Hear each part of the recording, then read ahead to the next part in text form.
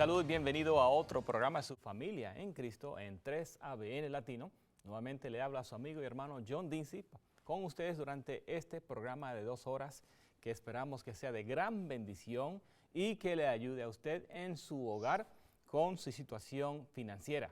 Así que le invitamos a que preste mucha atención para que no se pierda ninguno de los principios que vamos a compartir durante estas 2 horas.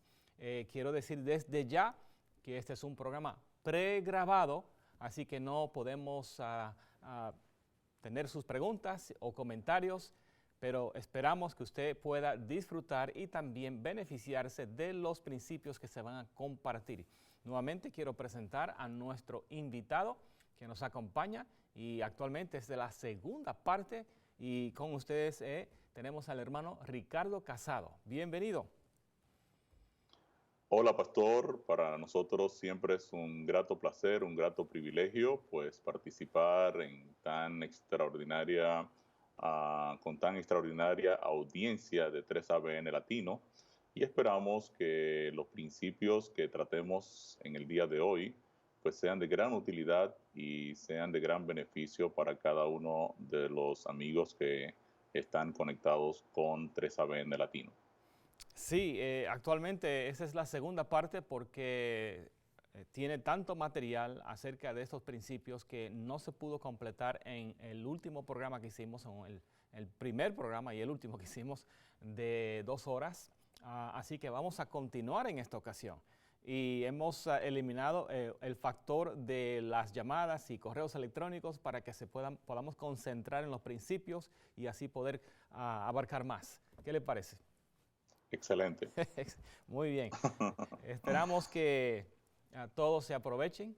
Queremos ahora continuar con una oración. Vamos a pedir la bendición de Dios para estas 2 horas que estaremos juntos con ustedes. Así que oremos. Amante Padre que estás en los cielos, Señor, tú eres grande y todopoderoso. Nos acercamos a tu trono de gracia reconociendo que tú eres maravilloso y que tu amor es incomparable. Y te pedimos durante este programa, Señor, que tú nos dirijas, tú nos bendigas, especialmente a tu hijo, tu siervo, Ricardo Casado, que él tenga la bendición de tu Espíritu Santo. Te rogamos que él pueda compartir los principios que tú le has mostrado en tu santa palabra, que nos ayudan a mejorar nuestra situación financiera en nuestros hogares. Y te rogamos, Señor, que consideres las peticiones que han llegado a 3ABN Latino durante este día.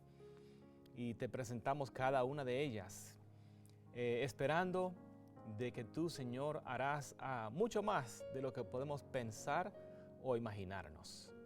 Señor, tus hijos necesitan tu presencia. Tus hijos necesitan tu consuelo y tu fortaleza. Necesitan la sabiduría del cielo para hacer buenas decisiones para sus hogares, familias y vida espiritual. Te rogamos, Señor, que tú hagas lo que ningún hombre puede hacer, que bendigas a tus hijos de tal manera que ellos puedan no solamente regocijarse, pero agradecerte también. Y Señor, te agradecemos por todas las veces que tú nos has bendecido y seguimos adelante sin pensar en la misericordia, la gracia y el amor que tú has mostrado. Te pedimos que consideres cada petición y te pedimos estas bendiciones en el nombre santo de Jesús. Amén. Amén. Amén. Muy bien, en la última ocasión compartimos un versículo que creo que será de beneficio también compartirlo. Se encuentra en la tercera epístola de Juan, el capítulo 1, solamente hay un capítulo, y vamos a leer el versículo número 2. Dice la palabra de Dios: amado, yo deseo que tú seas prosperado en todas las cosas y que tengas salud, así como prospera tu alma. Así que vemos aquí este versículo que comunica un mensaje. Hemos pensado en este versículo en muchas ocasiones acerca de la salud, pero la realidad es que este versículo dice que quiere el apóstol Juan y seguramente que Dios también, porque Él tiene deseos de bendecirnos, anhela bendecirnos. Por esa razón encontramos en la Biblia que dice, pedid y se os dará.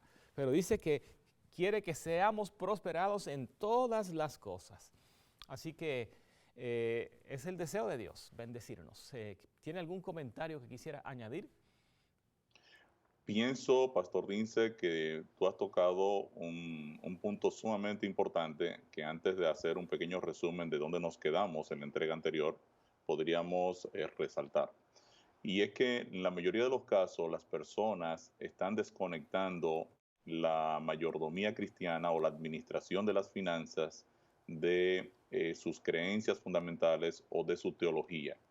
Entonces, aquí hay un principio que me gustaría tocar al inicio de este programa y es de una declaración que ahorita no sé quién la desarrolló, pero me pareció muy lógica y quisiera compartírselas, que dice, nuestra teología y creencias afectan nuestros valores y principios.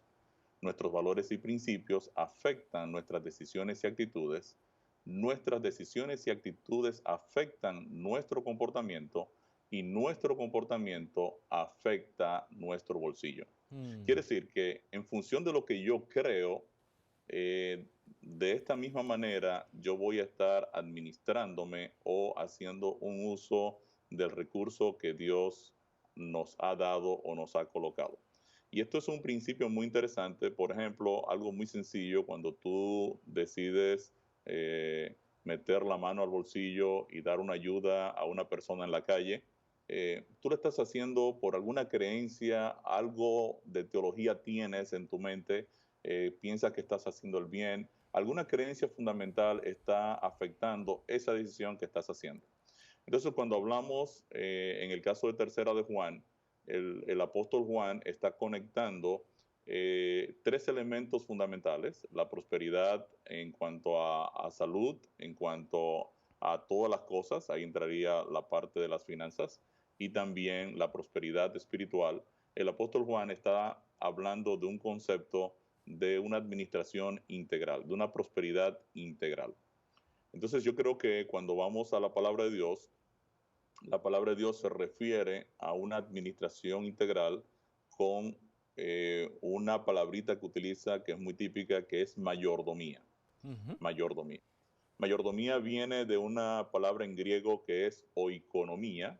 Oikonomía, no suena mucho a economía, pero oikonomía es una palabra compuesta de oikos, que significa casa, y nomía, viene de nomos, ley.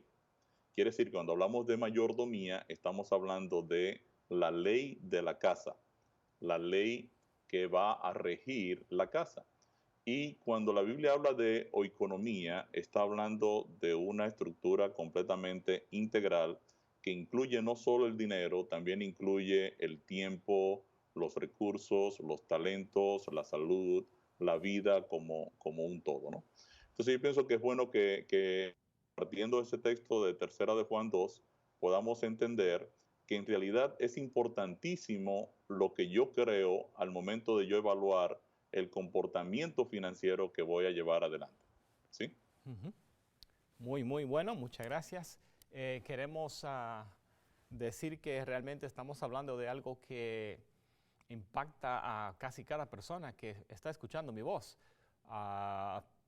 De hecho, las estadísticas muestran que hay un gran porcentaje de personas que o cada año declaran bancarrota o realmente están viviendo en lo que llaman un estado de pobreza, o pueden estar viviendo, como dicen, de cheque a cheque, o sea que gastan su cheque antes de que llegue el otro cheque. Así que la situación está difícil y necesitamos saber cómo administrar nuestras finanzas sabiamente.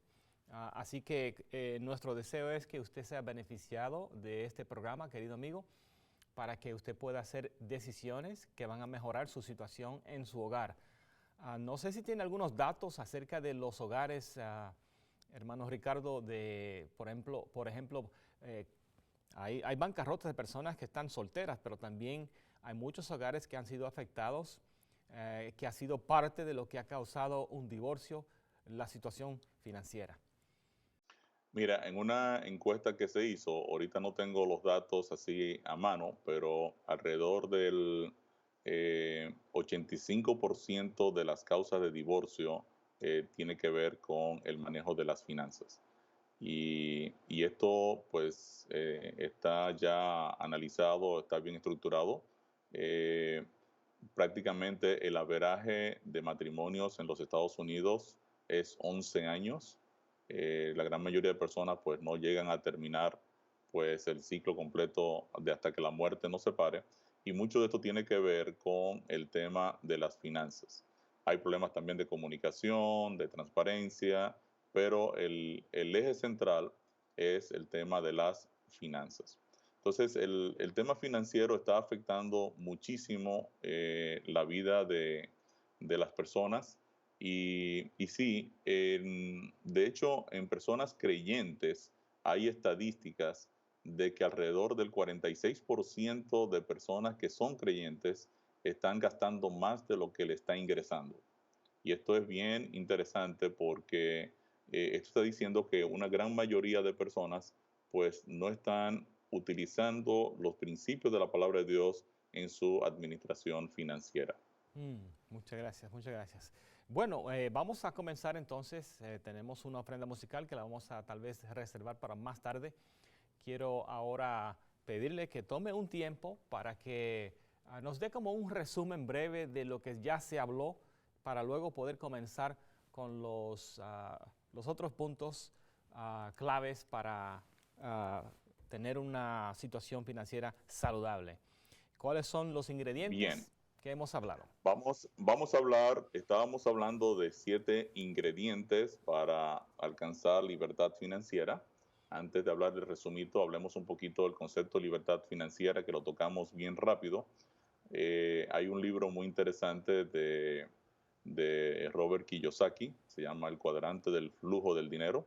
Él es una de las personas que habla en este libro pues mucho acerca de lo que tiene que ver con libertad financiera y en esencia lo que Kiyosaki presenta en este libro es que en el mundo existen básicamente 4 tipos de personas que generan recursos o que generan dinero o que ganan dinero, para decirlo de otra manera. Tú tienes el empleado, es una persona que trabaja de 8 a 5 y recibe un salario por esa labor que realiza. Tienes también el autoempleado. El autoempleado es una persona que, como el dentista, que mientras está trabajando, él está produciendo. Ujú. Inmediatamente para de trabajar, ahí paró el ingreso junto con el dentista. Si él se fue de vacaciones, el ingreso se fue de vacaciones también. Luego tienes el dueño de empresa, el dueño de negocio. Esta es una persona que es dueño de una corporación, de un emprendimiento, de un negocio pequeño, no importa. Esta persona pues recibe utilidades o beneficios por tener ese negocio. Y luego tienes el último cuadrante, que es el cuadrante del inversionista. Entonces, en esta exposición de Kiyosaki, él dice algo muy interesante.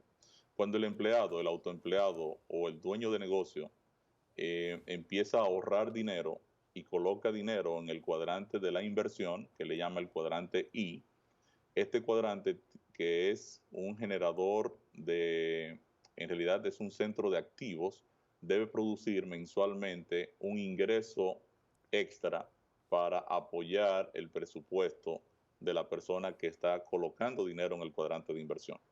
Entonces debe llegar un momento en que de tanto ahorrar y tú tener un retorno del cuadrante de inversión por haber hecho inversiones particulares y tú ir incrementando el nivel de ingreso que tienes, además de tu salario, además de tu ingreso, te va llegando algo de recursos del cuadrante de inversión, llega un momento en que el cuadrante de inversión debe estar cubriendo tu costo de vida. Ujú. Cuando eso llega a ser o llega a ocurrir, tú estás en lo que se llama libertad financiera. Quiere Excelente. decir que libertad financiera ocurre cuando el cuadrante de inversión, debido a los ahorros que tú has tenido, tú has ido excitando ese cuadrante de inversión y entonces llega un momento en que el cuadrante de inversión debe cubrir tu costo de vida completamente. Ya en ese momento no necesariamente estás dependiendo de un salario o de un ingreso necesariamente ya formal, porque el cuadrante de inversión ya está ahora el control de tu ingreso que tú necesitas para vivir. No sé si eso se captó bien, Pastor. Sí, se captó muy bien, se captó muy bien. Tenemos varias preguntas que vamos a hacer durante la presentación, así que no se preocupe, vamos a estar bien ocupados. Entonces, bueno, cuando hablamos entonces de libertad financiera, estamos hablando de una organización que nos permita a nosotros ir colocando algo de ahorro en algún vehículo de inversión que mensualmente nos esté apoyando. Cuando hablamos de libertad financiera desde un plano espiritual, tenemos que enfocarnos en definir también qué cosa es esclavitud financiera. Ujú. Y esclavitud financiera ocurre cuando las cosas materiales ocupan el lugar de prioridad que solo Dios debe ocupar. O sea, cuando el dinero comienza a ser el centro de mi dinámica de vida, yo estoy entrando peligrosamente en un área que la Biblia llama esclavitud financiera. Entonces, hay algunos síntomas de esclavitud financiera que yo puedo inmediatamente saber si estoy entrando en esa etapa o esa condición de esclavitud financiera. Por ejemplo, cuando hay preocupación continua por el tema económico. No nos referimos a una preocupación, digamos, real de que, bueno, necesito conseguir un trabajo, voy a hacer la gestión para conseguirlo. Me refiero a yo solo hablar de dinero, que si yo consigo esto, entonces me voy a ganar esto, yo voy a hacer esto, yo voy a hacer lo otro, y la persona solo habla 24/7 de dinero. La esclavitud financiera o la preocupación financiera puede darse tanto en personas necesitadas como en personas que también tienen muchos recursos. Sencillamente la persona se ha esclavizado y todo lo que gira su vida es alrededor del tema de las finanzas.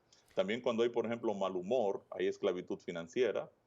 El padre llega a la casa enojado, le grita al perro, patea el gato, ahoga el canario. Entonces el niño dice, wow, papá está molesto, ¿no? O sea, Sí. ya tú sabes que hay un problema serio, ¿verdad?, de finanzas detrás.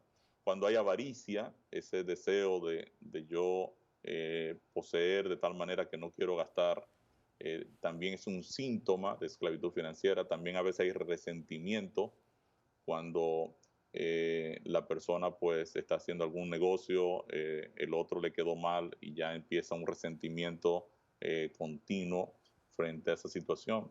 También hay esclavitud financiera cuando hay derroche.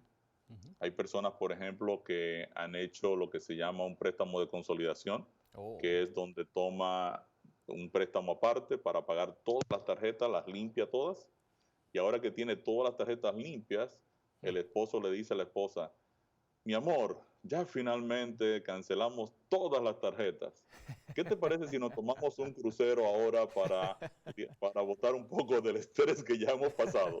Entonces ahora él arranca de nuevo a gastar y vuelve a recargar otra vez de deudas toda la estructura. Como Y dice, finalmente cuando, va de cuando mal a hay peor. exacto. Y finalmente, cuando hay una falta de planificación, no hay un presupuesto, eso causa, es un síntoma, obviamente, de que hay esclavitud financiera. Entonces, hay causas para tú caer en esa esclavitud financiera. Primeramente, cuando hay ignorancia sobre temas financieros.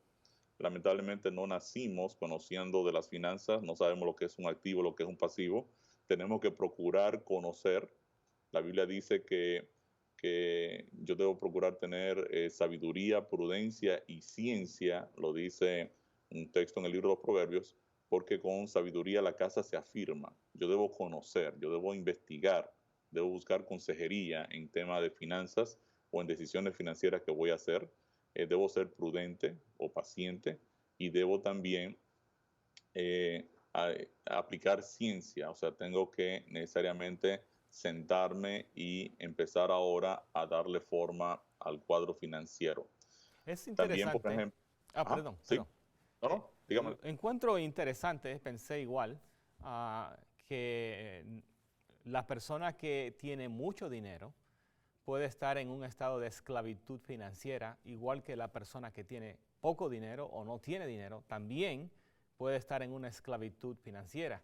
Hay una dinámica aquí en los Estados Unidos y creo que en otros países también, y es que tienen un término que dice keeping up with the Joneses. En otras palabras, que uno se mantiene al paso del vecino.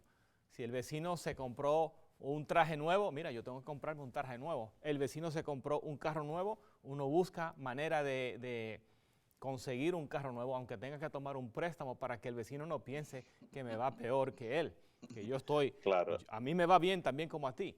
Así que esa es otra dinámica que entra en algunos hogares para que la persona no piensen, los otros no piensen que uno está en una situación peor que ellos. Sí, Eso es algo peligroso. Es una presión social, definitivamente. Estás tocando Presión de una social, presión sí, social. Sí, sí, sí. correcto, sí. También cuando hay actitudes erróneas, por ejemplo, yo puedo tener envidia de una persona que ha hecho dinero de una manera incorrecta. La Biblia me dice, no tengas envidia, no tenga tu corazón envidia de los pecadores, antes persevera en el temor de Jehová todo el tiempo.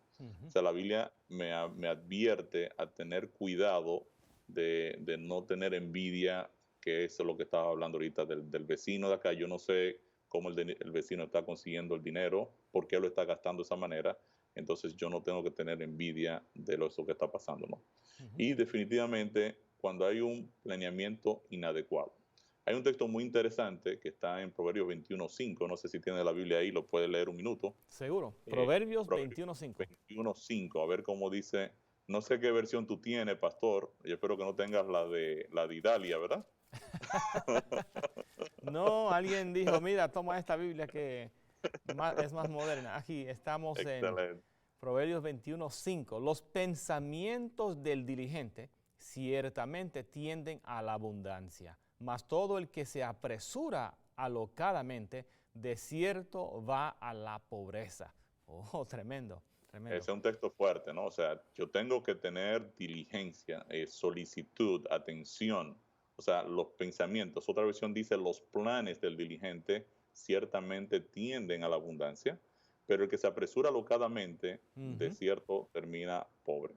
Entonces, necesariamente, nosotros tenemos que poner cartas en el asunto, tenemos que ponernos atención en el tema de las finanzas. Hay algunos requisitos para lograr libertad financiera, que te lo quería comentar también antes de hacer el pequeñito resumen de lo que ya vimos, y es, número uno, debemos aprender a identificar la bendición de Dios y vivir dentro de ella. Amén. O sea, aprender a identificar. Hay un texto muy interesante, está en Proverbios 10:22, si lo tienes ahí a mano también lo podemos leer. Sí, Proverbios 10:22. 10:22. Muy bien. Dice la palabra de Dios, la bendición de Jehová es la que enriquece y no añade tristeza con ella. Amén. Excelente. Si Dios es el proveedor, como vamos a repasar de lo que estudiamos la entrega anterior, nos vamos a dar cuenta que Dios provee su bendición. Quiere decir que Dios me ha dado una cantidad de recursos para yo manejarme dentro de esta bendición. Muchas personas han malinterpretado hoy en día el concepto de lo que es una bendición de Dios. Y está muy de moda en muchos círculos cristianos lo que se conoce como la teología de la prosperidad. Tú vienes a Dios, tú vas a cambiar la casa, vas a tener un carro nuevo, vas a tener mucho dinero, vas a tener esto. Yo declaro que a ti te va a venir una gran bendición económica. Hay que tener cuidado con eso porque la bendición desde la perspectiva de Dios es distinto a la bendición desde la perspectiva del ser humano. Correcto. O sea, cuando hablamos de la bendición de Dios, estamos definiendo, o sea, bendición de Dios es todo aquello que Dios nos da que nos acerca más a Él. Y una bendición puede ser un problema serio. O sea, una bendición puede ser incluso una enfermedad. O sea, muchas personas van a necesitar quizá algún tipo de disciplina de parte de Dios con el objetivo de Dios lograr que esa persona alcance la vida eterna. Y a veces pues, Dios va a permitir una prueba bien difícil en la vida de un ser humano para acercarlo más a Dios y que la persona pueda ahora reenfocarse nuevamente en su relación con el Señor. Quiere decir que cuando hablamos de la bendición de Dios y aprender a vivir dentro de ella, estamos hablando de, en cierta manera, arrópate hasta donde te da la sábana. Si Dios te ha dado una bendición particular, pues entonces manéjate dentro de esa bendición que el Señor te ha dado. También yo debo empezar a entender que yo no soy el dueño, que yo no soy el dueño. Y entonces cuando yo entiendo eso, ya yo no estoy apegado a la casa o al carro o a la posesión particular o al trabajo o al dinero. Sencillamente yo cuando me veo como administrador, voy ahora a entender que Dios tiene un plan para mi vida al proveerme hoy esta casa o este vehículo, o mañana quizá Dios necesite hacer un cambio en mi vida o quiere hacer un cambio en mi vida, y yo debo poder identificar eso y no estar apegado necesariamente a cosas materiales. También debo aprender a identificar los principios de la palabra de Dios y obedecerlos. Debo trabajar dentro del contexto de la palabra de Dios como administrador que soy y definitivamente establecer las prioridades correctas en la vida. Yo creo que también aquí tenemos un problema bien fuerte hoy en día. ¿Cuáles son las prioridades correctas? Bueno, en primer lugar, la Biblia me manda a yo poner a Dios en primer lugar en mi vida. Amén. Eso no está en discusión. Ujú. Dios es el centro, Dios es el que tiene que estar dirigiendo literalmente la dinámica de mi vida. Y la palabra de Dios dice que debo amar a Dios por sobre todas las cosas. Eso está muy claro. Luego de eso, la segunda persona más importante debe ser mi esposa. ¿Ves? Por lo general, en Latinoamérica, los hijos para nosotros son más importantes que nuestras esposas o para las esposas los esposos. Sí, Entonces, aquí tendríamos un problema de prioridad. Entonces, en la secuencia de prioridades, primero está mi esposa, luego están mis hijos, y esto tiene mucho sentido porque si mi relación con mi esposa está muy mal, pues obviamente mis hijos no van a tener un lugar estable donde estar. Y luego de mi esposa y mis hijos, entonces sigue el trabajo, el ministerio, y de ahí usted puede seguir añadiendo todo el resto de las cosas que quiera añadir. Por lo general, nosotros le estamos dando mucho más énfasis al trabajo, a la producción del dinero, que a veces hasta a la familia y a nuestra relación con Dios. Porque estamos muy enfocados en producir, producir, producir, cuando en realidad nos hemos olvidado quién es el que al final nos provee, nos coloca los recursos en las manos. Y entonces aquí tenemos probablemente un pequeño desbalance. Entonces, más o menos, hicimos aquí una pequeña introducción que no tocamos en la entrega anterior, sí. pero aclaramos un poquito el concepto de libertad financiera y el concepto de esclavitud financiera. En Entonces, cuando esos, tú digas, estamos listos para empezar a hacer el pequeño resumen y arrancamos con los demás ingredientes. sí, excelente. Los principios que ha compartido son excelentes. Cuando reconocemos a Dios como el dueño de nuestras cosas, de las cosas que Él nos ha dado, cambia la perspectiva, cambia la esperanza de la persona, entendiendo de que Dios me dio esto, Él está dispuesto a darme otras cosas. Cuando entendemos que Dios quiere beneficiar a sus hijos y que Él desea lo mejor, entonces vamos a confiar en Él y vamos a hacer lo que dice la palabra de Dios, porque cuando hacemos lo que dice la palabra de Dios tenemos mayor beneficio. Y algunas personas se engañan a sí mismos cuando dicen, bueno, si yo le doy a Dios el diezmo y Él también espera ofrendas, ¿con qué me quedo?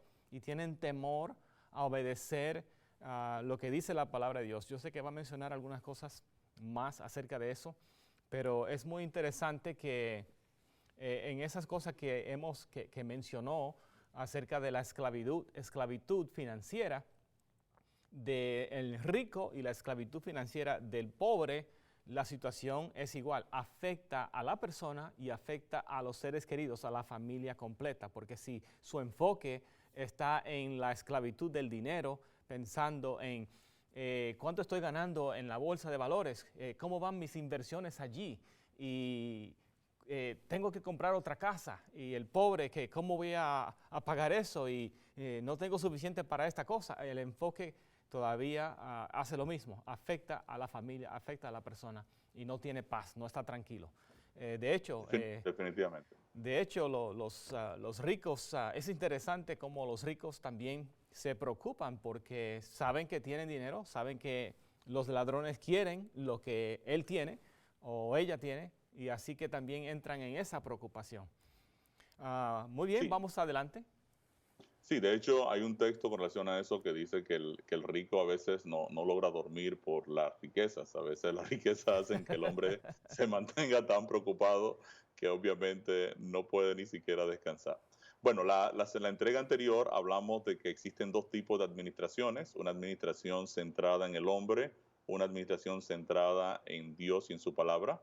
Vimos que la Biblia tiene más de 2.350 versículos relacionados con el manejo de las finanzas y las posesiones. El tema de las finanzas en la Biblia es solo superado por el tema del amor. Hay muchas personas que dicen, pero debiéramos hablar de dinero en la iglesia. Pues claro que sí, podemos hablar de dinero porque es una enseñanza bíblica y Dios también ha explicado que nuestro nivel de fidelidad dice mucho de, en realidad, dónde está nuestro tesoro. Dice, si tú eres fiel en lo poco, vas a ser fiel en lo mucho. Eso es un principio. Y también donde está tu tesoro, está tu corazón. Quiere decir que hay muchos elementos en la Biblia. 26 de las 38 parábolas de Cristo tenían que ver con advertencias sobre el dinero y las posesiones. Y en definitiva, la palabra de Dios es basta con relación a la información del dinero y las finanzas y la manera de utilizarlo. Ujú. Vimos también que Dios tiene tres funciones con relación al dinero. En la Biblia Dios se presenta a través de sus atributos. Él es fiel, es santo, es misericordioso, su gracia infinita nos alcanza, nos salva. Pero cuando hablamos de dinero, Dios tiene tres funciones con relación al dinero. Él es el dueño, él tiene el control de todo lo que ocurre y Él es el proveedor. Amén. Esas tres posiciones el Señor no las ha negociado nunca. Él sigue siendo el dueño de todo, tal y como establece Salmo 24.1. Él tiene el control de todo lo que ocurre en su reino, en su universo, Salmo 135.6. Y también Él es el que provee, tal y como señala Filipenses 4.19. Y ya que Dios tiene esas funciones, nosotros entonces venimos a ser administradores o Amén. ecónomos, personas que manejamos bienes que no son nuestros. Y como ecónomos, en primer lugar, debemos reconocer que no somos los dueños, debemos asumir toda responsabilidad con relación a lo que vamos a administrar y debemos administrarlo todo de acuerdo a la voluntad del dueño. Vimos los primeros dos ingredientes. Hablamos en primer lugar de desarrollar un plan de gastos. Y esto es fundamental, es fundamental. Quiero hacerle una pequeña anécdota de alguien que se me acercó un día a mi oficina. De hecho, yo no tenía una cita con él, no lo estaba esperando. Era un líder cristiano, un líder de nuestra iglesia.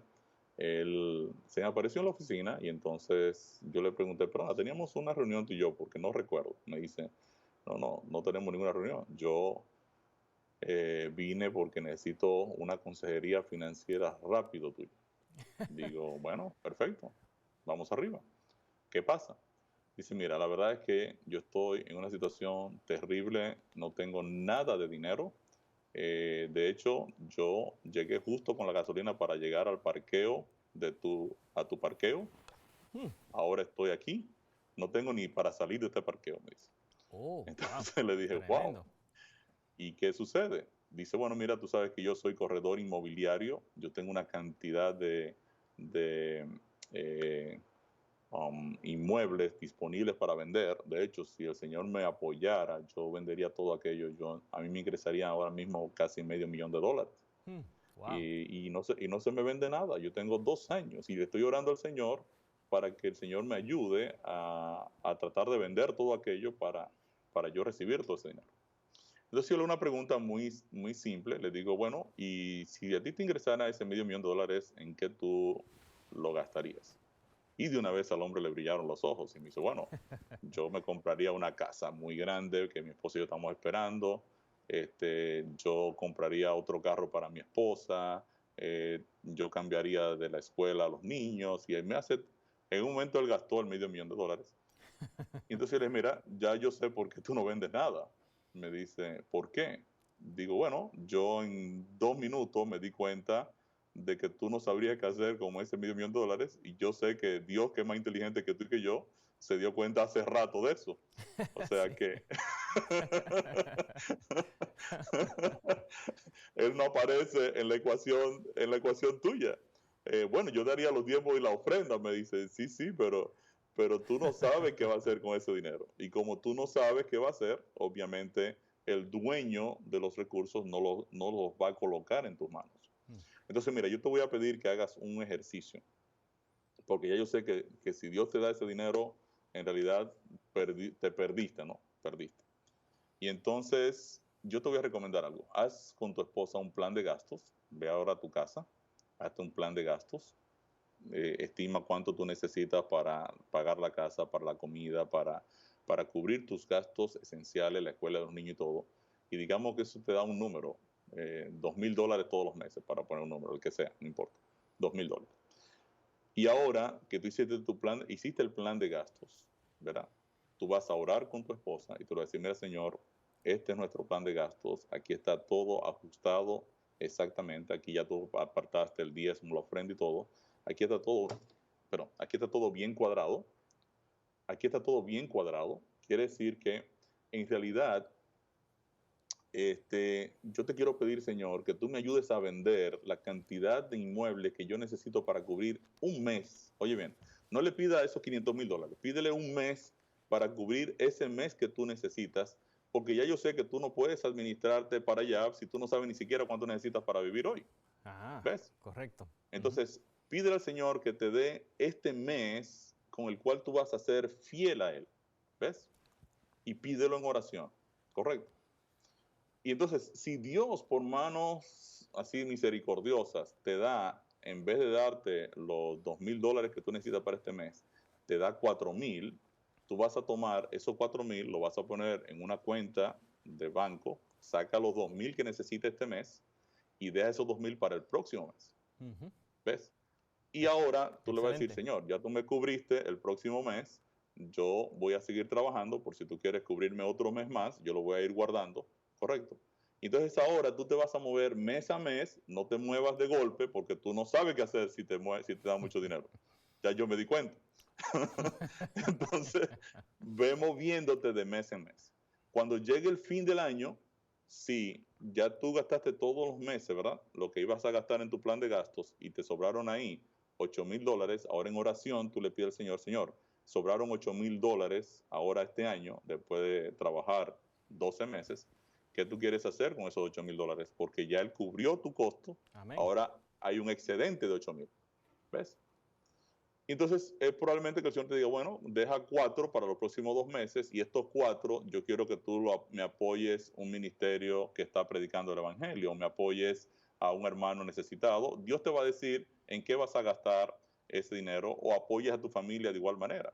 ¿Ves? O sea, muévete mes a mes y reiníciate, porque él me había dicho que su confianza en el Señor había colapsado, que Sí. su familia le había dicho que eso le estaba pasando porque él era miembro de una iglesia y no sé qué y no sé cuánto, y que él era cristiano y que todo había colapsado. Entonces yo le dije, tranquilo, ahora muévete en esta dirección, hazte el plan de gastos, ¿ves? Y empieza por ahí y pídele al Señor mes a mes. Entonces, Amén. mira, aquí hay $50 para que vaya y compre gasolina y te vayas de mi parqueo y Sí. arranques. Excelente, excelente. Y más adelante me encontré con el joven pastor, un año después me lo encontré en un campamento, lo vi, le dije, mira, no me volviste a llamar nunca más. Me dijo, hice lo que me dijiste y el Señor me ha prosperado. Le dije, gloria a Amén. Dios, qué Gloria a bueno. Dios. Gloria a Dios. Entonces, ¿qué importancia tiene el plan de gastos? Cuando yo hago un plan de gastos con mi esposa y ahora vemos todo lo que nosotros necesitamos para vivir al centavo, literalmente estamos haciendo un ejercicio de mayordomía. Verdaderamente nos hemos convertido en administradores de Dios. Ahora tenemos un sentido claro de que el recurso que Dios ha colocado en mis manos no es para gastarlo en prendas costosas, en esto, lo otro, porque ese dinero le pertenece a Dios. Yo tengo que hacer un uso responsable, entonces, de ese dinero que Dios está colocando en mis manos, de esa bendición que Dios está poniendo en nuestras manos, y mi esposa y yo tenemos ahora que hacer ese tipo de ejercicio. Entonces, ese ingrediente fue el primero que vimos, Ujú. cómo desarrollar un plan de gastos y la importancia del mismo, ¿sí? Entonces, recomienda que, bueno, ya lo escuchamos, se recomienda que se haga un estimado de gastos actuales para poder Claro. cubrir todos los gastos del hogar. Ah, se deben reunir el esposo y la esposa juntos. No es un trabajo de uno o es el trabajo de... O sea, es un trabajo que deben hacerlo ambos porque como mencionó en otra ocasión, algunas veces el esposo es quien tiene el talento, la actitud para hacer eso, la aptitud para hacer eso, pero algunas veces es la esposa que tiene esa aptitud para la paciencia también, poder decir, para organizarse de tal manera y decir, mira, estos son los gastos que tenemos, esta es la entrada. ¿Cuál es su recomendación? Sí, realmente cuando tú estás administrando desde una plataforma de mayordomía cristiana, desde una plataforma espiritual, el esposo y la esposa ya no tienen esa hambre por tener un control de las cosas. Sencillamente han entendido que ellos son administradores, van a llegar a un acuerdo quién es la persona que tiene el tiempo, tiene la organización, tiene la posibilidad de llevar el control de las finanzas del hogar, lo van a discutir de manera transparente, bien comunicada.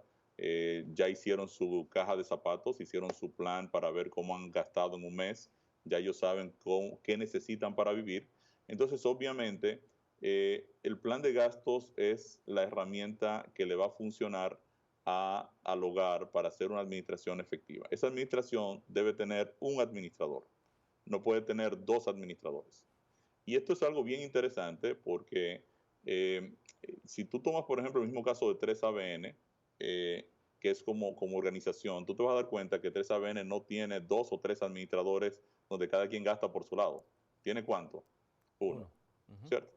Entonces, ese uno tiene el plan de gastos de 3ABN y él va a destinar los fondos que van para Latino, para este programa, para el otro, para allá. Entonces, él administra con un solo plan de gastos.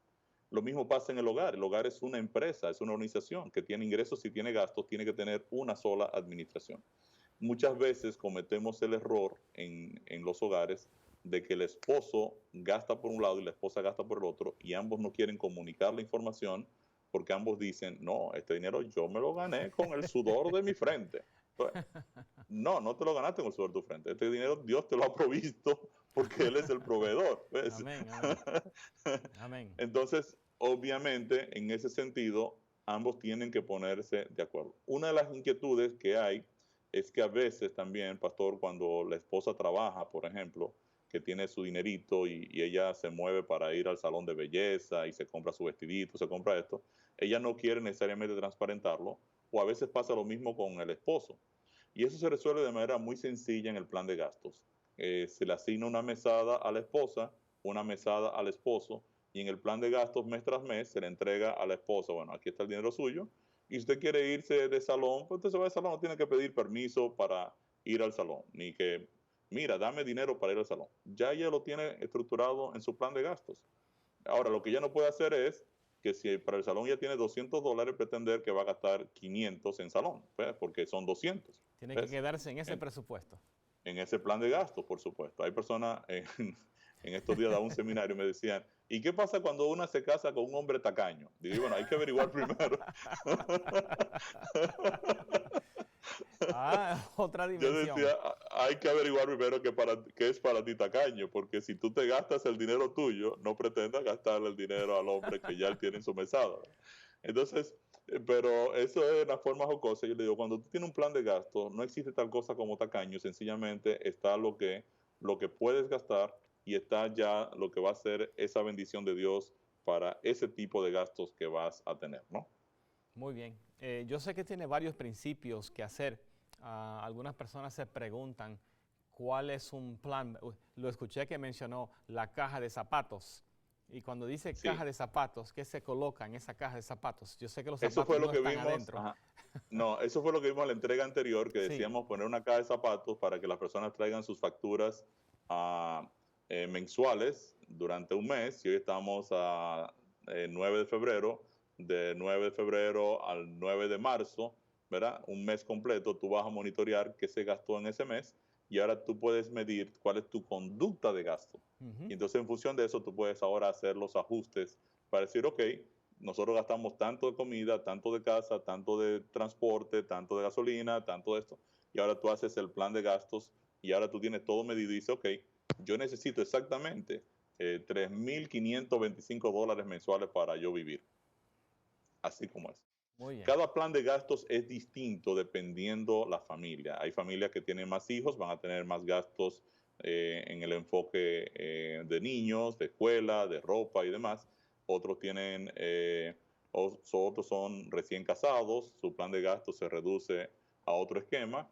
Entonces, cada plan de gastos funciona de forma distinta. Ujú. También el plan de gastos es una herramienta activa que debe verificarse cada 3 meses por asuntos de inflación, por asuntos de cambio de salario, por múltiples razones. Por eso el administrador está siempre al tanto de que hay cambios en su dinámica de plan de gasto o de presupuesto en función de factores externos que pueden estar afectando ese plan de gastos. Antes de seguir a la próxima parte, yo sé que se habló en el programa que se hizo anterior de 2 horas, tal vez un minuto o dos acerca de la importancia de que la familia esté de acuerdo en regresar a Dios lo que le pertenece, lo que es el diezmo. Y por supuesto, de acuerdo a la familia si desean dar ofrendas. Sí, nosotros decíamos que los diezmos y las ofrendas no son gastos. Tú no gastas en diezmar y ofrendar. Son una reducción del ingreso. Quiere decir, cuando yo hago mi plan de gasto, yo tengo 2 hojas, una de ingresos y otra de gastos. En el ingreso yo calculo todo lo que son ingresos mensuales, salario del esposo, salario de la esposa, si hay una inversión que ya hicimos, por ejemplo, compramos un apartamentito para alquilarlo y ese apartamentito todos los meses nos está rentando $900 que van a entrar a la cuenta.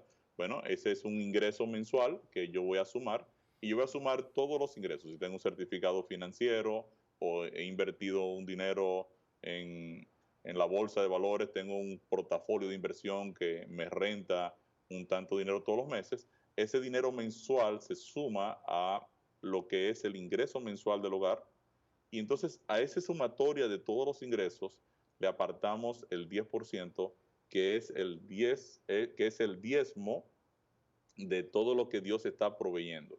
Amén. Dios ha dicho en su palabra que el 100% de lo que Él está proveyendo es de Dios, no es el 10%, y esa es otra confusión que hay. Es una Dios no es confusión dueño muy de los grande, 10. ¿sabes?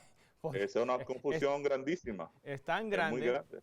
grande. Yo le puedo decir que en mi juventud, cuando fui tesorero de alguna iglesia, y se ve también en estos días, que las personas entienden el diezmo como el diezmo exactamente hasta el último centavito. O sea que cuando dan su diezmo, si recibieron, por decir algo, $500 y $523, se aseguran de dar los $52,23.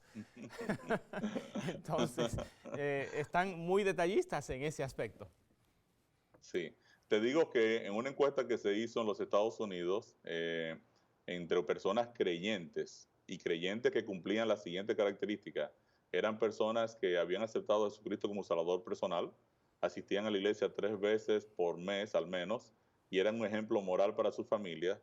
El 40% estaba gastando más de lo que ganaba, el 20% estaba al borde del divorcio, Hmm, solo el 34% de los miembros diezmaba, el 34. 40, sí, el 40% devolvía menos del 3% y el 26% no aportaba nada para la obra de Dios. Wow. Entonces, estamos hablando de que es un tema muy, muy serio. Y es tan serio, ¿por qué? Porque cuando yo no veo a Dios como el proveedor y el que rige la forma en que vamos a gastar, entonces obviamente yo comienzo a tener una total confianza en que yo puedo salir adelante haciendo mi desarrollo personal o buscando mi ingreso personal sin tomar en cuenta que Dios es el que provee. Hmm, ¿Ves cuál es el problema? O sea, sí. si Dios yo no lo tengo en la ecuación de la obediencia, pues obviamente tampoco lo voy a tener en el esquema de la provisión, porque porque el principio para la provisión es yo tener una relación con Dios y depender de Él. ¿Ves? Entonces muchas personas, de hecho, uno de los graves problemas, pastor, que tienen la gran mayoría de personas cristianas para no guardar el sábado, es porque ellos entienden que el sábado ellos pueden ganar mucho dinero. Pero Dios ha dicho que Él produce en el viernes el doble de lo que tú necesitas para abrir el sábado. Amén, amén. Entonces, obviamente, si yo no estoy dispuesto a obedecer a Dios, yo estoy pensando en que yo puedo ganar dinero por encima de lo que Dios es capaz de proveer. Entonces, yo estoy realmente compitiendo con Dios, o en otra manera, yo estoy diciéndole a Dios, yo no estoy seguro de que tú puedes proveer y yo voy a buscarme el dinero por mi cuenta. Quiere decir que yo estoy descartando el concepto del Dios proveedor. Entonces es un tema delicado, el tema de diezmar y ofrendar, ¿no? Sí, sí, muy delicado. Entonces, estamos listos, tenemos 6 minutos y 30 segundos para esta primera hora, así que ahí le dejamos bueno, con eso, a ver qué podemos cubrir en esos 6 minutos. No, bueno, básicamente estamos haciendo todo un repaso, vimos algunos principios nuevos, pero en esencia, desarrollar un plan de gastos es fundamental, hacer un presupuesto en el hogar, ya dijimos cómo lo hacemos, y el segundo ingrediente que vimos es establecer un estilo de vida razonable. Aquí hay que responder la pregunta, ¿cuánto es suficiente? Mi esposa y yo debemos tener una meta financiera y decir, ok, para nosotros, Señor, esto es lo suficiente. Quiere decir que si tú provees más de ahí, entonces hay que seguir el principio de 2 Corintios 9:8, que es un texto muy interesante. Si puedes buscarte 2 Corintios 9:8, que yo pienso que ahí podemos entonces pasar al tercer ingrediente, y ahí cerramos este tema, porque este texto, 2 Corintios 9:8, para mí es uno de los principales textos de la mayordomía cristiana. 2 Corintios 9:8 dice la palabra de Sí. Dios, y poderoso es Dios para hacer que abunde en vosotros toda gracia, a fin de que, teniendo siempre en todas las cosas todo lo suficiente, abundéis para toda buena obra, para toda Para buena toda obra, buena. sí. Entonces, ¿qué va a hacer Dios? Dios va a poner toda su gracia y todo su poder en ti para que tú tengas siempre en todas las cosas todo lo suficiente. Amén. Para que abundes, para toda la abundancia la utilices en buenas obras. Quiere decir que tú tienes que definir cuánto es suficiente. Porque Dios te va a dar siempre en todas las cosas todo lo suficiente para que el excedente ahora tú lo utilices en buenas obras. Entonces, ¿qué pasa? Cuando yo hago mi plan de gastos, lo que yo estoy definiendo con el plan de gastos es cuánto es suficiente. ¿Ves? Yo estoy diciéndole al Señor, bueno, Señor, si tú me pagas mensualmente o me cubres mensualmente este monto, para mí es suficiente para yo cubrir todas las necesidades del hogar, mantener mi fidelidad contigo y vivir una vida que a ti te agrade en el aspecto financiero. Entonces yo dice, qué bueno, Ricardo, ya tú sabes, ya estamos hablando, ¿ves? Porque Dios es el dueño y yo soy el administrador. Entonces como administrador yo le digo, mira, Señor, si tú me provees a mí, pon tú $4,000 todos los meses, o 5,000, o 1,000, o 10,000, no, lo que fuera, yo con eso cubro, ¿verdad? Todo lo que yo necesito todos los meses. Perfecto. Ahora ya yo puse un monto que está asociado a mi plan de gastos. Ya yo sé que con $3,500 todos los meses, yo voy a poder cubrir todo lo suficiente. Ahora, si el Señor en vez de darme 3,500, que es lo que yo necesito, me da 7,000, quiere decir que como administrador yo debo tomar los 3,500, que son todo lo suficiente, de acuerdo al texto de 2 Corintios 9:8, y los 3,500 que son abundancia deben ser canalizados ¿para qué dice el texto? Para toda todo. buena obra. Exactamente. Eso casi nadie lo hace, pastor. Desafortunadamente. Porque nosotros nos tomamos, si ganábamos 3,500 y de repente nos suben a 5,000, esos 1,500 nosotros no los destinamos para buena obra. Sencillamente, ¿qué hacemos? Nos montamos en un tren de gastos para 5,000 mensuales. Sí. No nos quedamos en los 3,500. Pero Dios me está diciendo, pero ven acá, yo acordé contigo 3,500, te estoy dando 5,000 para que tú abundes en buena obra, Sí. no para que te quedes con ellos. Sí. ¿Cierto? Sí, sí. Entonces, yo creo que aquí hay un punto importante. Por eso es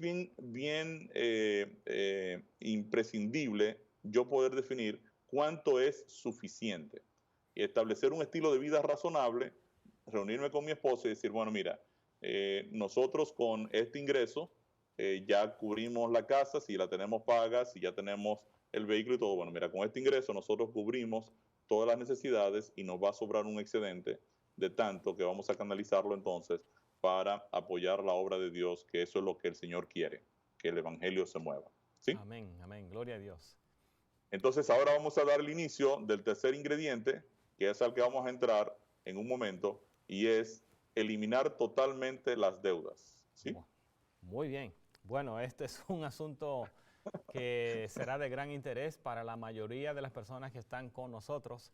Así que yo no sé si puede, por ejemplo, dar unos datos, porque realmente no vamos a poder completar esta parte en el minuto y medio que queda.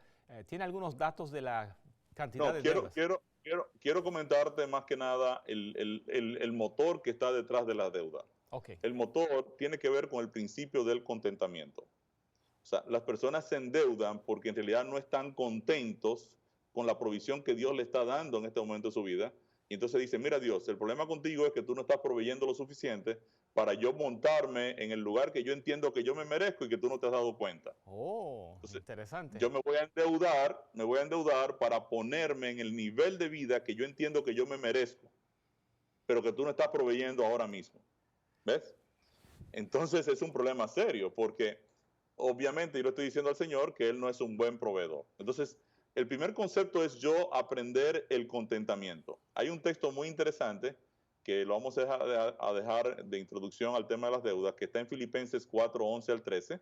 Sí. Dice el apóstol Pablo, no lo digo porque tenga escasez, pues he aprendido a contentarme. Amén. Cualquiera que sea mi situación. Sé vivir humildemente y sé tener abundancia. En todo y por todo estoy enseñado, así para estar saciado como para tener hambre, así para tener abundancia como para padecer necesidad. Todo lo puedo en Cristo que me fortalece. Amén, amén. Bueno, con eso vamos a tomar una pausa de aproximadamente 2 minutos y vamos a regresar en breve. No se retire, quédese con nosotros.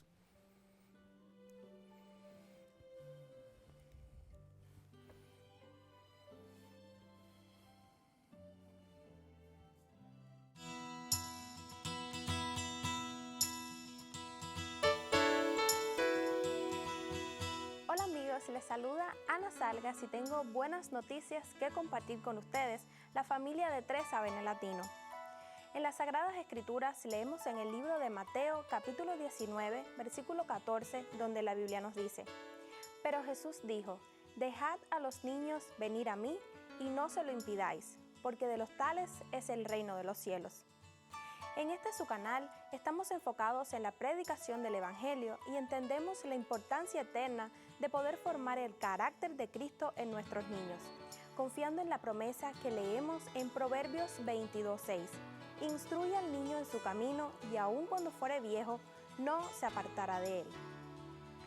Dentro de nuestra programación tenemos una variedad de programas para ellos como lo son Estrellitas de Jesús con las tías Eunice Vila y Colette Rosado, Amiguitos de Jesús, Con mis manos, con la participación de la familia Caballero, Cocina con color, con las hermanas Priscila y Patricia, donde comparten saludables y deliciosas recetas para elaborarlas con nuestros niños. Alabanzas infantiles es una selección de música donde podemos disfrutar de hermosas alabanzas entonadas por los más pequeños de casa, por citar algunos. Estos programas tienen el propósito de crear buenos principios y valores en nuestros niños y niñas y ayudarles a conocer mejor a nuestro Salvador Jesús. En este próximo año 2021 deseamos añadir a nuestra variedad de programación para niños para que ellos sigan interesándose en las cosas de Dios. Si usted desea ayudarnos con esta urgente necesidad y tiene alguna idea o sugerencia de algún programa para nuestros niños, si desean unirse en algún proyecto con nosotros, se pueden comunicar al número 1-618-627-7021 o escribiendo a latino@3abn.tv. También si gustan y Dios pone en su corazón el poder llevar el mensaje a nuestros niños a través de nuevos programas, nos puedan enviar sus ofrendas para juntos poder hacer realidad estos nuevos proyectos. Únase a nosotros en la predicación del Evangelio.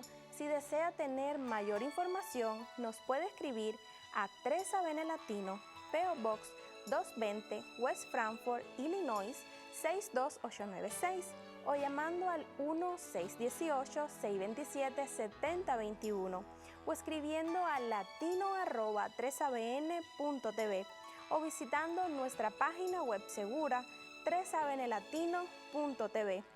Gracias una vez más por todo su apoyo. Desde los estudios de 3ABN les informó Ana Salgas.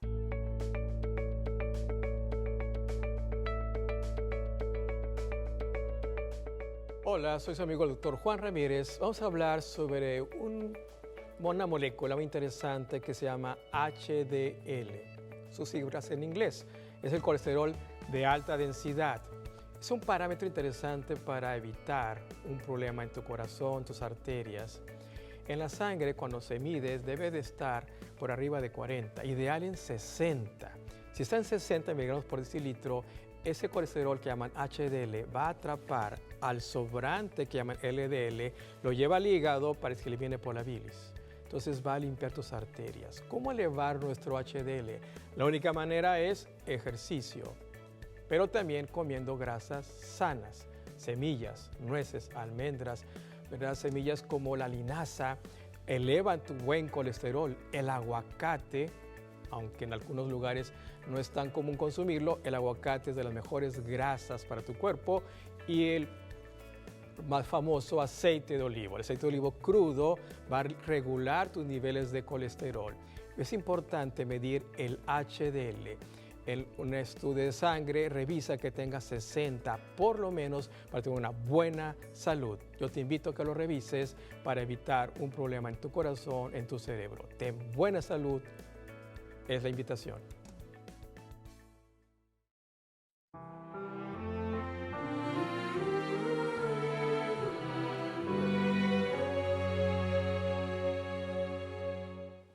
Bienvenidos a la segunda hora de este programa que está enfocado en su libertad financiera. Así que queremos que usted sea bendecido, queremos que usted entienda lo que usted puede hacer para cooperar con Dios, para que usted pueda tener libertad financiera en su hogar y así promover la felicidad de su hogar. Estábamos en la etapa de entrar en cómo eliminar deudas. Es una realidad que puedo decir, la mayoría de los hogares hay una deuda abrumante y complicado aún más por las compañías que cada mes o cada año sacan un nuevo modelo de teléfono, un nuevo modelo de una computadora y otras cosas que salen, nuevos trajes, nuevas modas. Todavía sigue siendo un desafío. Usted entra en una tienda y tienen una liquidación, tienen descuento 20%, 30%, 50% y la persona se emociona y quiere sacar una tarjeta de crédito para comprar algo que no tiene dinero para pagar. Tenemos con nosotros a nuestro hermano Ricardo Casado, que va a continuar con los ingredientes que le van a ayudar para usted tener una libertad financiera. Nos quedamos en cómo eliminar las deudas, cómo hacer un plan para salir de deudas. Por favor, ayude adelante con esto.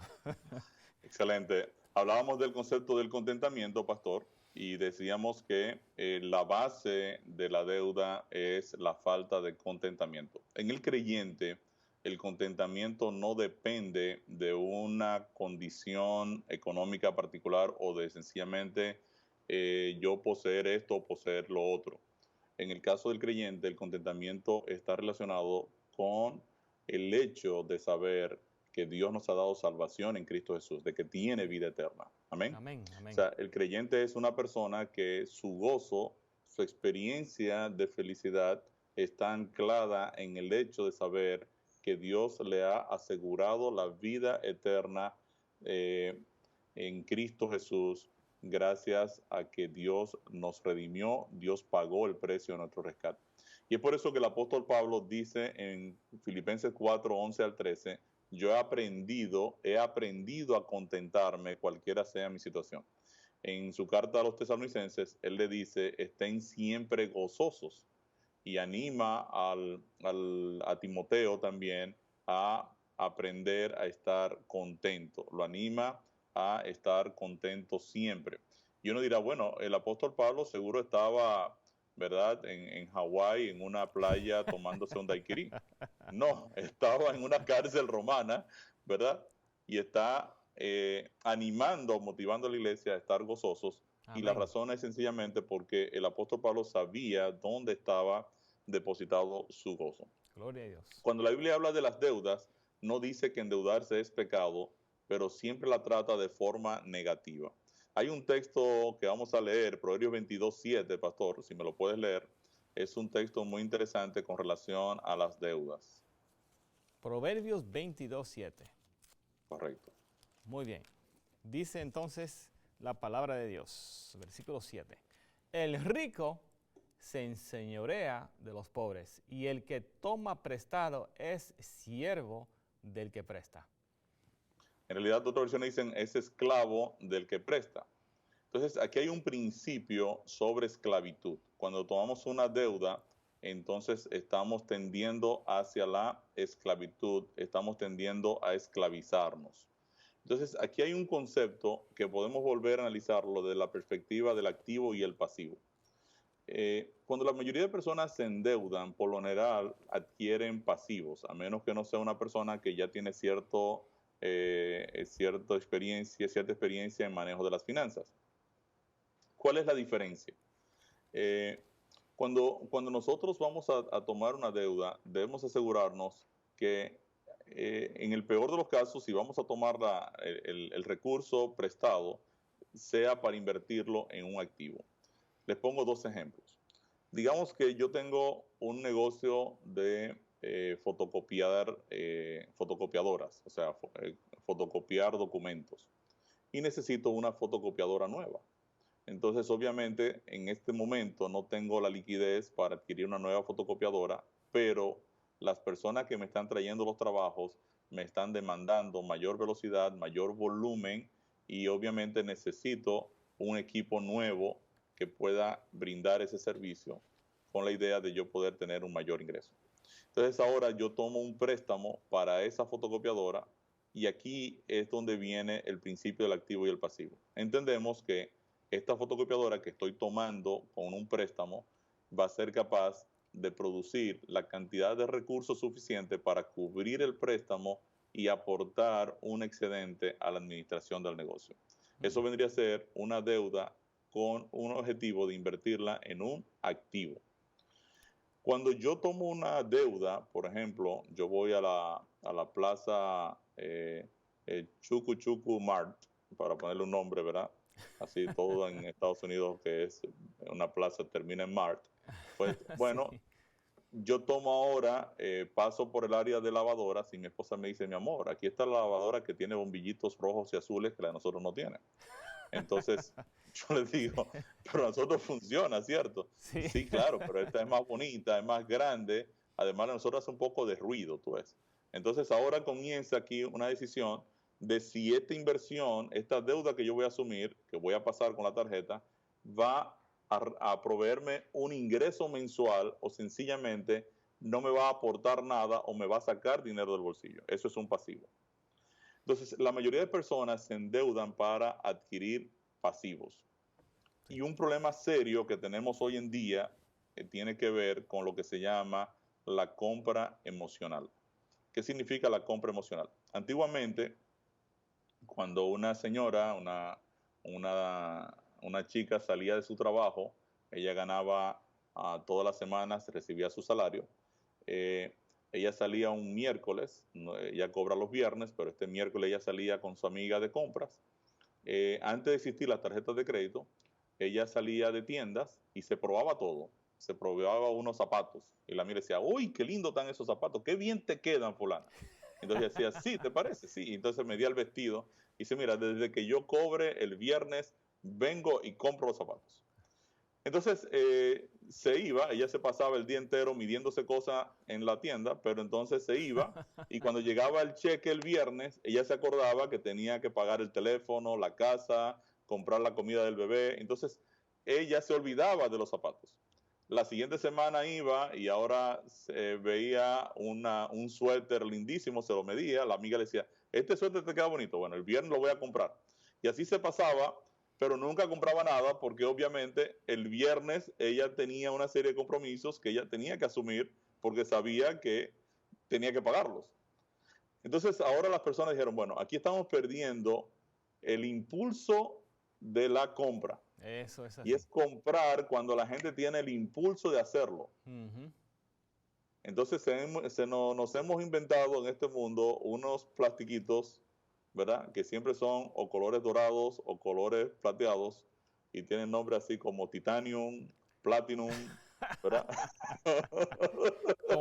Como si ese nombre le da más valor a la tarjetita. Claro, Sí. entonces te llaman, ¿usted es el pastor Dince? Sí, yo soy el pastor Dince. Pues usted ha sido seleccionado como una persona VIP. Y tú dices, wow, ya se dieron cuenta, ¿sí? Entonces, obviamente, te dicen que tú tienes un plástico con tales límites y entonces ahora tú lo tomas y el objetivo de esto es capturar el impulso de la compra. Comprar cuando tú tienes el impulso de hacerlo. Dado que nosotros los seres humanos somos seres muy emocionales, hay un libro extraordinario que se llama La inteligencia emocional de Daniel Goleman que dice que de cada decisión que nosotros tomamos, de cada 25 decisiones que tomamos, 24 la tomamos de manera impulsiva o emocional y una sola racional. Quiere decir que el componente emocional en la vida del ser humano es impresionante, impresionante.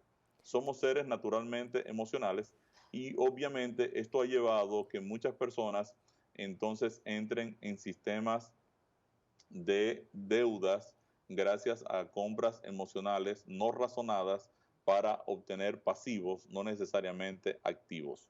¿Sí? Tengo una historia personal y es que en una ocasión, porque esto es algo que ocurre con muchas personas. En una ocasión, nuestro hijo mayor estaba considerando comprar algo y estaba hablando conmigo acerca de ese deseo de comprar eso. Y él dice, cuesta solamente $600, dice él. Y yo dice, $600. ¿Y tú tienes dinero para comprar eso? Y él dice, sí, yo tengo $1,500. ¿Tú tienes $1,500? Y yo dije, un momento, ¿dónde tú tienes ese dinero? Le pregunté. Él dice, bueno, la tarjeta de crédito. Y yo le dije, un momento, Samuel, mira, tú no tienes $1,500. Eso es $1,500 que ellos están dispuestos a prestarte para que tú entres en deuda con ellos, pero tú no tienes $1,500. ¿Cuántos actualmente tú tienes de dinero efectivo? Oh, yo solamente tengo $65. Dice, pues tú no tienes $1,500 entonces. Exacto, eso es lo que tú tienes. Excelente. Y así funciona, ¿ves? O sea, y hay muchas personas, con ese ejemplo que estás poniendo, pastor, a veces no saben la diferencia entre lo que es el líquido que tú cuentas con él, o parte, ¿verdad?, de tu capital, versus lo que es la disponibilidad crediticia con la que tú cuentas, ¿ves? Son dos cosas muy distintas. Entonces, bueno, la Biblia dice que yo me esclavizo cuando me endeudo. Sí. 1 Corintios 7:23 también es un texto muy interesante que dice que nosotros fuimos comprados por precio y no debemos hacernos esclavos de los hombres. Quiere decir que si la deuda me esclaviza y Dios me dice que no me haga esclavo, ¿verdad? Entonces yo debiera ser muy cuidadoso al momento de endeudarme. Entonces, cuando la Biblia habla de las deudas, por lo general siempre es un concepto negativo. Si tú lees, por ejemplo, Deuteronomio 28, te vas a dar cuenta que Dios aquí dice, si tú obedeces mis mandamientos, te va a ir bien, te va a pasar esto. Ahora, si desobedeces, la tierra no te va a producir, tus enemigos te van a atacar, te vas a endeudar. Pues, o sea, la deuda es parte del paquete de maldiciones que podían llegar sobre una persona en particular. Dios permitió en Israel el concepto de endeudarse porque en Israel había una estructura de deuda muy limitada en corto plazo. ¿Qué quiere decir esto? Sí, sí, sí. Muy bien, adelante. Correcto. En Deuteronomio 15, el versículo 1 te dice, básicamente, creo que es del 1 en adelante, te dice que cada 7 años entraba el año de remisión de deudas. Correcto. Quiere decir que si yo te tomaba un préstamo a ti, pastor, y no te lo podía pagar en el tercer año, ¿verdad? 3 años o pon tú 5 años antes de vencerse el año de remisión de deudas, tú podías tomarme esclavo a mí y a mi familia, y cuando llegaba el año séptimo, que era el año de remisión de deudas, ese año de remisión de deudas, que era fijo, cada 7 años era un año particular, pues tú tenías que dejarme ir libre como si yo te hubiese pagado. Quiere decir que las deudas no sobrepasaban al año de remisión de deudas. Si tú me prestabas y yo no te podía pagar y era faltando un año para el año de remisión de deudas, pues tú solo me podías tener esclavo por ese año junto a mi familia. Ese año mi deuda era cancelada y perdonada. Entonces, era compromisos a corto plazo. Hoy no. Hoy se está prestando a 30 años, incluso en Japón se presta a 100 años, donde no terminas tú de pagar ni tu hijo, sino tu nieto. Entonces, y permiten entonces que los nietos paguen. Permiten entonces que los nietos paguen. Porque el interés es más pequeño y el nieto se va a quedar con la propiedad y va a seguir pagando, ¿correcto? Y entonces, sí, entiendo. Esto de tarjetas de crédito, recientemente estaba yo mirando eso de tarjetas de crédito y eso de pagar el mínimo causa gran dolor y sufrimiento porque aparentemente todas las tarjetas de crédito ofrecen lo que es que usted pague el mínimo. Entonces, si usted paga el mínimo, le va a tomar 15, 20 años o más para poder cancelar esa cuenta. O sea, para salir de esa deuda en un tiempo más rápido de 15 o 20 años, tiene que pagar más de lo que es el mínimo. Si no lo hace así, entonces usted va a estar pagando 15, 20 años, algo que puede pagar en un año tal vez. Así que eso lo que sucede es que el préstamo de tarjeta de crédito, pastor, tiene un interés muy alto. Muy alto. Entonces, tú no te puedes financiar con ese tipo de mecanismo o ese vehículo de financiación, porque el interés es altísimo comparado con un préstamo bancario, ¿ves? Entonces, no es recomendable que tú tengas, o sea, si tú vas a comprar algo con una tarjeta, bajo el concepto, el principio de que tú vas a pagarlo relativamente rápido, porque sencillamente está pasando la tarjeta porque no andabas con el líquido y entonces tú lo vas a reponer. Sobre todo si tienes tu plan de gastos, tú fuiste a la farmacia porque, bueno, se enfermó el niño, lo que fuera, compraste la medicina, pero eso está en tu plan de gastos en el área de farmacéutico. Entonces aquí tu esposa, que es la administradora, te va a hacer el pago de esa compra porque está en el plan de gastos. Cuando tú te vas a financiar con tarjeta de crédito, te estás financiando a un costo muy elevado, ¿sí? Entonces, fíjate que los préstamos hipotecarios, ¿cómo se llaman los préstamos hipotecarios en inglés? Mortgage. Mortgage. ¿Por qué se llama mortgage? Mort es muerte y gage, ¿qué es? Contrato. Entonces, ¿tú estás haciendo un contrato de qué? De muerte. De muerte. O sea, la idea es que tú vas a estar pagando hasta que la muerte te separa del contrato, ¿no? Sí. Tú llegas y pagas la casa. Wow, ya tengo la casa. ¡Pum! Ahí mismo te mueres. ¿Sí? O sea, es un préstamo de largo plazo a 30 años por lo general y ya tú vas a estar ya viejito cuando terminas de pagar la casa. Es un préstamo donde obviamente tú amortizas primero los intereses y luego terminas entonces de amortizar el capital. Cuando te endeudas, también tú presumes del mañana. La deuda hace que tú presumas del mañana. ¿Qué significa?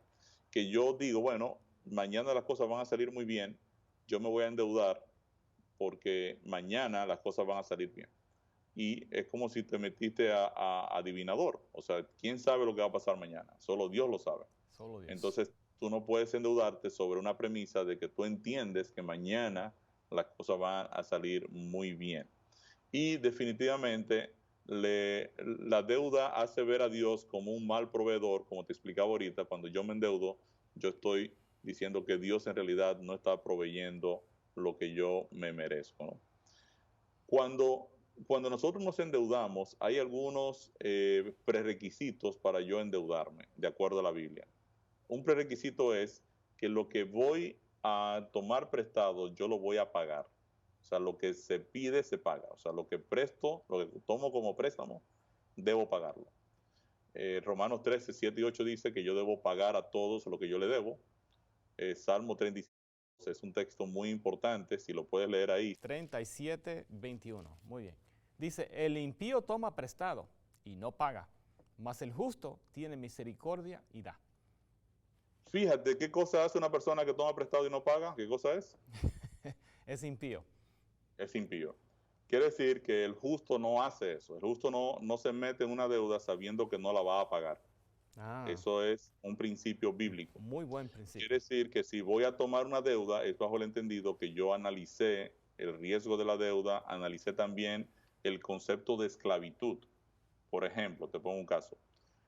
Si tú tienes en tu cuenta de banco, para poner un número, $100,000 y tomas un préstamo en el banco por 50,000 con garantía de tus 100, pues tú no te estás esclavizando, porque mañana si las cosas salieron mal, tú tienes los $100,000 disponibles ahí. Tú sencillamente tienes un certificado financiero por $100,000, cogiste 50,000 para no cancelar el certificado y tomaste una deuda, pero tú tienes el capital para cancelar eso en cualquier momento. Eso no es una deuda de esclavitud. Eso no te esclaviza porque tú tienes el recurso para pagar. ¿Ves? Entonces, lo típicamente que ocurre es que yo no tengo el recurso para pagar, yo pongo en garantía un inmueble, pongo en garantía alguna cosa que para mí es valiosa y obviamente no lo quiero perder y entonces lo pongo en garantía para tomar una deuda. La persona justa es una persona que va a hacer un análisis apropiado de que esta deuda la está tomando para un activo, para algo que le va a producir y que también no lo tiende a esclavizar. ¿Sí? Hay otro principio para pedir prestado que está en Proverbios 22, 26 y 27. Y tiene que ver con el tema de la fianza. Si lo tienes ahí, Proverbios 22, 26 y 27, es un texto bien importante. ¿Por qué? Porque la Biblia habla mucho acerca de las fianzas. 22, 26 y 27. No seas de aquellos que se comprometen, ni de los que salen por fiadores de deudas. Si no tuvieres para pagar, ¿por qué han de quitar tu cama de debajo de ti? Poderoso. Entonces el texto dice que no seas, ¿qué? No seas fiador. Fiador. ¿Qué es un fiador? Un fiador es que yo te llamo y te digo, pastor, yo necesito sacar un préstamo, pero me están pidiendo un fiador. Yo necesito que tú me firmes también como codeudor. Cuando tú sales como fiador, tú te conviertes en codeudor. O sea, si mañana yo no puedo pagar, entonces a ti te van a marchar para cobrar. De acuerdo a las estadísticas, casi el 85 al 90% de las personas que salieron como fiadores de deudas terminaron pagando el dinero. Sí. Es bien alto. Wow. Entonces, ser un fiador es como tú hacerte daño a ti mismo sin razón, porque tú, al ser fiador, ni tienes el dinero, ni tienes el beneficio y tienes la deuda. Entonces, es una barbaridad. Hay muchas personas que salen de fiadores de otros. El texto es bien enfático al decirme que no sea fiador ni siquiera de mí mismo. Y tú dirás, ¿y cómo una persona puede ser fiador de sí mismo? Bueno, cuando una persona, por ejemplo, tiene una empresa y va a sacar un préstamo a nombre de la empresa y el banco le dice, sí, pero yo necesito que tú seas fiador personal del préstamo de la empresa.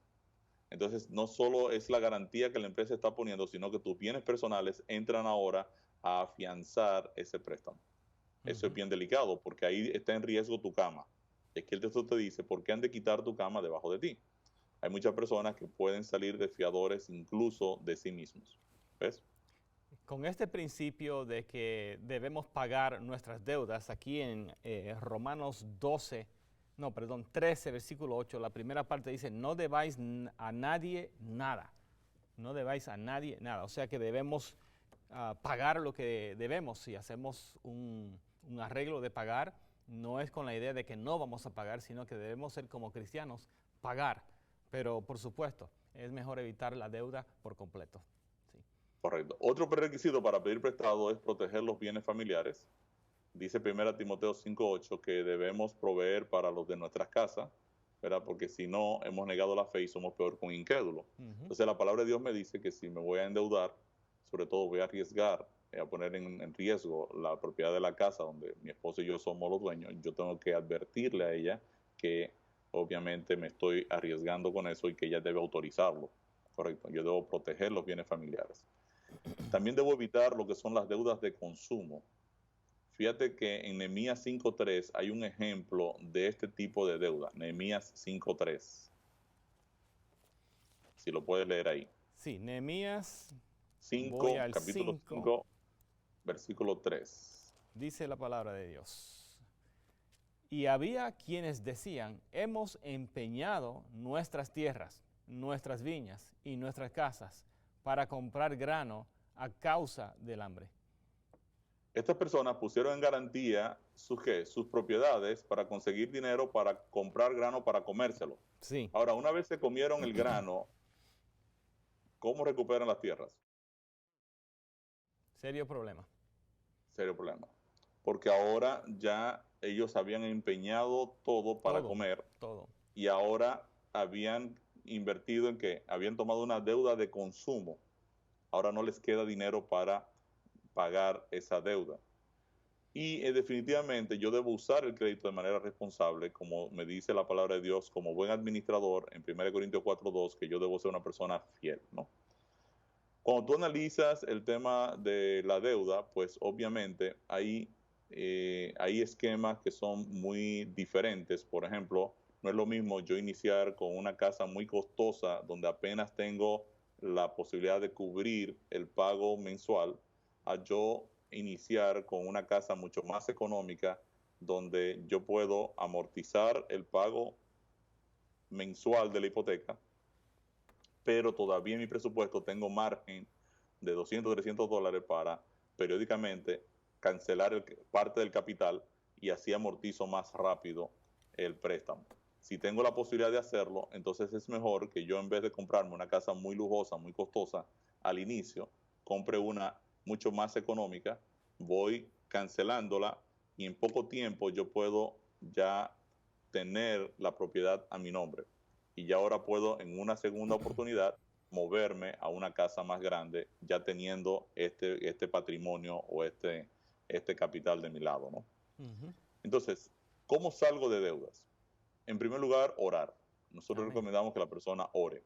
¿Por qué tenemos que orar? Porque Dios es el dueño de todo, Dios es el que provee y Dios es el que tiene control de todo lo que ocurre en nuestras vidas. Entonces debemos orar, ir en oración al Señor y decirle, Señor, tenemos un problema financiero, tenemos aquí un problema de deudas, ya hicimos nuestro plan de gastos, sencillamente las deudas nos están afectando el plan de gastos de manera significativa y necesitamos tener sabiduría tuya y tu dirección para salir de este problema. Un segundo principio es, dele al Señor. Hay muchas personas que porque están endeudados no diezman ni ofrendan. Entonces aquí tenemos otro principio. La Biblia me dice que tú debes honrar a Jehová con las primicias, con lo primero de todos tus frutos. O sea, poner a Dios en el primer lugar es fundamental. Si ustedes han tenido problemas con el manejo de tarjetas de crédito, entonces es un buen momento para usted tomar las tarjetas de crédito, poner una bandeja con un poco de mantequilla, ponerla aquí, meterla en el horno y cocinarla a 350 grados por 1 hora. Y ya no voy a usar más. Y ya paramos el consumo por concepto de tarjeta de crédito. Porque si no la puedo manejar, entonces yo debo ya salir, cerrar esa llave de drenaje. Sí. Es importantísimo que yo haga una lista de todas mis deudas y de todas mis posesiones. Yo debo ahora sentarme y sacar y decir, ok, ¿cuáles son los bienes que yo tengo y cuáles son las deudas que yo tengo? En muchas ocasiones yo puedo vender parte de lo que tengo o la totalidad de lo que tengo para cancelar parte de las deudas o probablemente la totalidad de las deudas. Pero yo necesito sentarme y decir, ok, yo debo 100,000, pero yo puedo vender 60 voy a vender 60 y con el ingreso voy a hacer ahora un plan de pagos para cancelar los 40 que me quedan. Si yo tengo en propiedades o en bienes los 100,000, pues entonces puedo vender los 100,000 y cancelar totalmente, y ahora empiezo con otro plan, otra estructura financiera. Entonces, es importante hacer una lista de deudas y de posesiones, porque esto me va a permitir a mí ahora vender parte de lo que tengo y entonces empezar a trabajar de aquí en adelante. Y definitivamente yo necesito implementar el primer ingrediente, que es desarrollar un plan de gastos. Yo debo ahora hacer mi plan de gastos y ver qué capacidad yo tengo de pago, qué capacidad de pago yo tengo en mi ingreso mensual para amortizar periódicamente la estructura de deudas con la que ya cuento. ¿Correcto? ¿Usted tiene Entonces, alguna recomendación en cuanto a lo que son préstamos de consolidación? Mencionó algo eso en el principio, para consolidar las deudas. O sea, la persona ve las deudas que tiene y luego hay un préstamo que puede, como usted mencionó el ejemplo, conseguimos un préstamo para eliminar todas las tarjetas de crédito. Pero luego la persona, siendo que no tiene, su balance queda en cero, tiene crédito otra vez, salen a unas vacaciones, como mencionó, pero no se debe hacer eso, pero recomienda lo que es lo que es un préstamo para consolidación. Consolidación. Sí, consolidación. Consolidar. Consolidar es interesante porque obviamente yo estoy estructurando una deuda global a una tasa de interés mucho más baja que la de tasa de interés de las tarjetas de crédito. Eso puede ser interesante. El problema fundamental, pastor, está en que si no hay un cambio en mi dinámica financiera, si yo no tengo el deseo de hacer una modificación total y de ajustarme a los principios de la palabra de Dios y de obedecer la palabra de Dios, en realidad no va a tener mucho sentido que yo tome un préstamo para limpiar tarjetas para volver otra vez a engancharme con ellas. Correcto. O sea, si no hay un cambio en mi comportamiento hacia la deuda, pues obviamente yo voy a estar siempre enredado, como decimos nosotros aquí, en la pata de los caballos. Siempre voy a estar muy complicado. Muy complicado, sí. Porque hay personas que ahorita pueden tener 2, 3, 4 préstamos de consolidación, ¿ves? Entonces tienen el préstamo y todavía mantienen las tarjetas y todavía no han cambiado la actitud. Sigue con el mismo problema o entra en uno peor. Entra en uno peor. Sí, debe cambiar su manera de vivir, como usted mencionó, vivir en una manera razonable. Porque si... Tenía, por ejemplo, un caso de una persona que se había metido en un Mercedes-Benz nuevo, pues no tenía la capacidad de pagarlo, ¿ves? Entonces le estaba pidiendo ayuda a un familiar porque decía, el familiar tenía muchos recursos y entonces él decía, pues mira, tú ayudas en la iglesia y esto y paga el diezmo y la ofrenda, pero tú no quieres ayudarme a mí, que estoy pasando por una situación difícil. Entonces el familiar le decía, bueno, pero ¿vendiste el Mercedes-Benz? Dice, no lo he vendido. Entonces, bueno, porque sigue la fiesta. O sea, la persona tiene que aprender a entender que no puede pretender mantener un nivel de vida que todavía Dios no ha provisto para eso. Correcto. ¿Ves? Y eso tú tienes que empezar a trabajar con lo que la persona tiene. Fíjate que cuando la viuda viene donde Elías y le dice que ella está en una situación muy difícil, Elías lo primero que le dice es, ¿qué tienes en tu casa? Elías, no, Eliseo. ¿Qué tienes en tu casa? Entonces ella dice, bueno, yo tengo un pote de aceite. Y dice, ok, con eso vamos a trabajar. O sea, el tema del endeudamiento debe iniciar primero con lo que tú tienes en la casa. O sea, hay que hacer una conciencia de qué es lo que yo cuento, qué es lo que yo tengo, cuál es el patrimonio que tengo ahorita, y vamos a trabajar entonces a partir de ahí. Y decidir a cambiar también el estatus que ahorita yo intenté tener fuera del momento en que Dios quería que yo lo tuviera. Entonces, esto es bien importante, entonces, hacer la lista de posesiones para entonces yo hacer el plan. Y luego que he desarrollado el plan de gasto, ya yo sé lo que yo puedo pagar todos los meses, Entonces, nosotros recomendamos lo que se llama el plan efecto bola de nieve para cancelación de deudas. Efecto bola de nieve. Efecto bola de nieve. Sí. O sea, ¿Qué tiene una significa deuda, este plan? o sea, entendiendo, hace una lista de todas sus deudas, entonces dice el plan bola de nieve. ¿Cuál de esas deudas selecciona? No, tú vas a hacer un plan, tú vas a llamar ahora a cada acreedor y vas a establecer cuánto mensualmente tú puedes amortizar a esa deuda, aunque sea un monto mínimo. Okay. Tú vas a amortizarle mensualmente a cada persona, a cada acreedor, un monto mensual fijo. Ese monto te lo dice ¿quién? Tu plan de gastos. Tu plan de gastos te dice, mira, Pastor Ince, tú tienes la capacidad de pagar mensualmente $1,500 por conceptos de deudas. Entonces ahora tú destinas esos $1,500 y tú estructuras tus montos de pago a cada deuda sobre la base de que la suma te dé esos $1,500 que tú tienes la capacidad de pagarlos.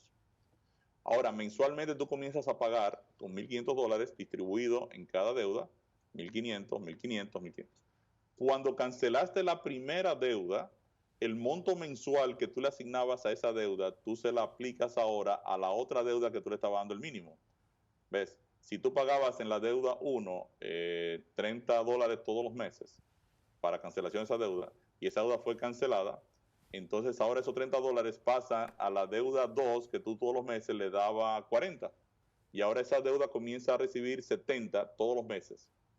Cuando tú cancelas, sigues pagando los 1,500, no te has salido de los 1,500. Lo único que ahora hay una deuda que se fue y los 30 pasan ahora a la segunda deuda que recibe 70. Cuando se fue la segunda deuda, esos 70, ahora tú con los mismos 1,500 le aplicas a la tercera deuda que tú le dabas 100, ahora va a dar 170 todos los meses. Entonces, mes tras mes, en la medida que vas cancelando, tú vas teniendo más recursos con los mismos $1,500 para amortizarlo a la siguiente deuda, a la siguiente deuda, a la siguiente deuda, hasta que las limpias todas. Excelente, excelente. Sí. Cuando eso ocurre, tú me invitas a almorzar, tú cubres el almuerzo y nosotros celebramos esa cancelación. Una celebración. Exacto.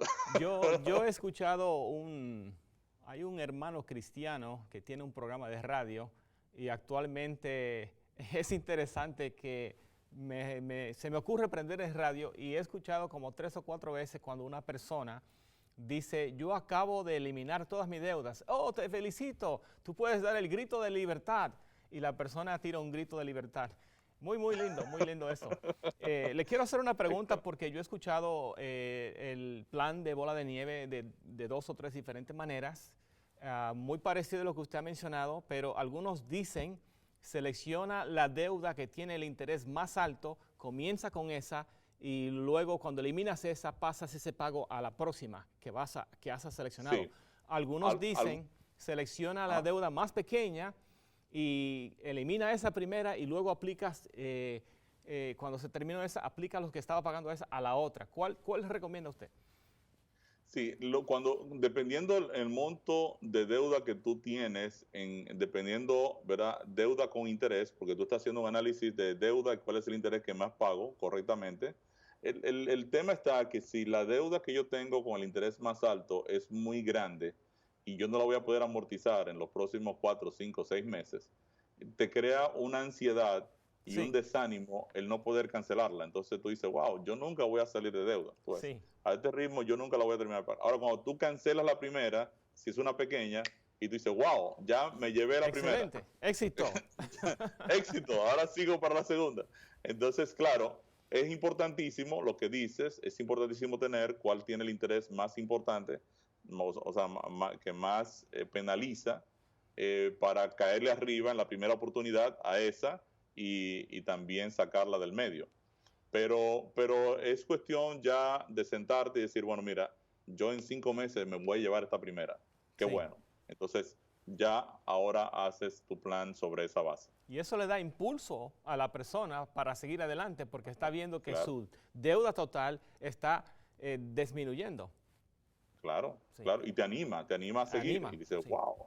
También otra cosa es que ahora que estás en orden, porque ahora tú tienes una visión de mayordomía, tú estás ahora administrando, tienes que contar también con el hecho de que el Señor va a estar también valorando ese esfuerzo y probablemente te esté proveyendo un poquito más. Y de repente te dice tu jefe, pastor, te tengo aquí $500 todos los meses adicionales. Y tú dices, wow. Entonces, eso ya lo mando ¿a qué? A mi plan de deudas.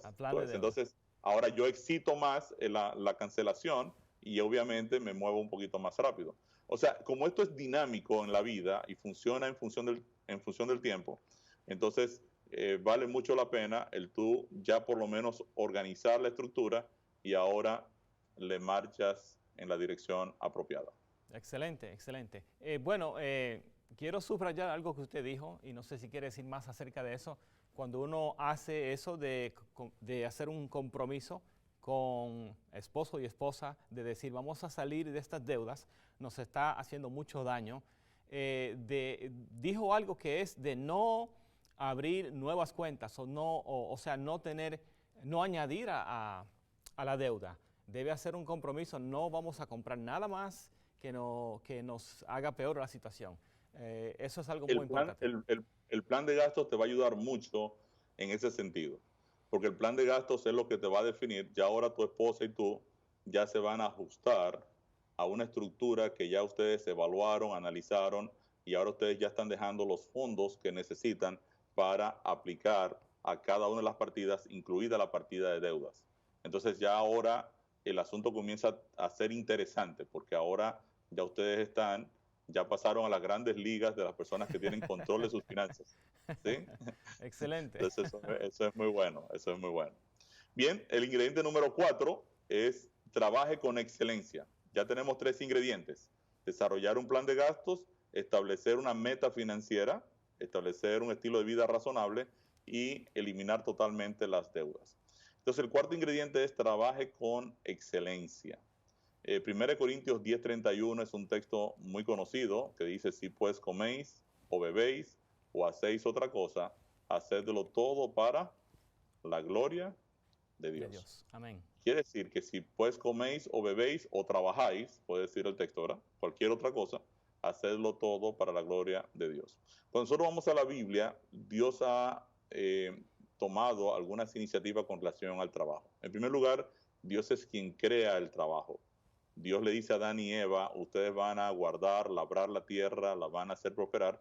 Justo antes del pecado, ya Dios había puesto a Adán, le había asignado tareas para él trabajar en el jardín del Edén. También cuando tú vas a la Biblia te dice que el trabajo es necesario. 6 días trabajarás, dice la palabra de Dios. Quiere decir que Dios le está dando al trabajo una perspectiva de necesidad. Es necesario. Definitivamente desarrolla el carácter.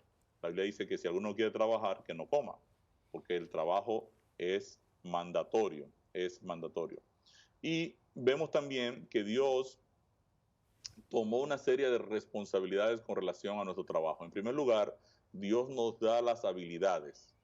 Si tú vas a la Biblia, te vas a dar cuenta en Éxodo 36 que Dios le dice a Moisés: yo he elegido a Bezalel, el cual yo le he dado estas habilidades para trabajar el oro, la plata, el arte, los diseños. Sí. Quiere decir que Dios toma responsabilidades, Dios se involucra en darme las capacidades y las habilidades para yo llevar adelante mi trabajo con excelencia, con éxito, ¿verdad? También la Biblia dice que Dios nos da el éxito. En Génesis 39, 2 y 3 dice que Dios estaba con José mientras hacía sus labores de trabajo y lo prosperaba. Dios es quien prosperaba, Dios es quien nos prospera en el trabajo. Y también la Biblia dice que Dios es el que controla los ascensos.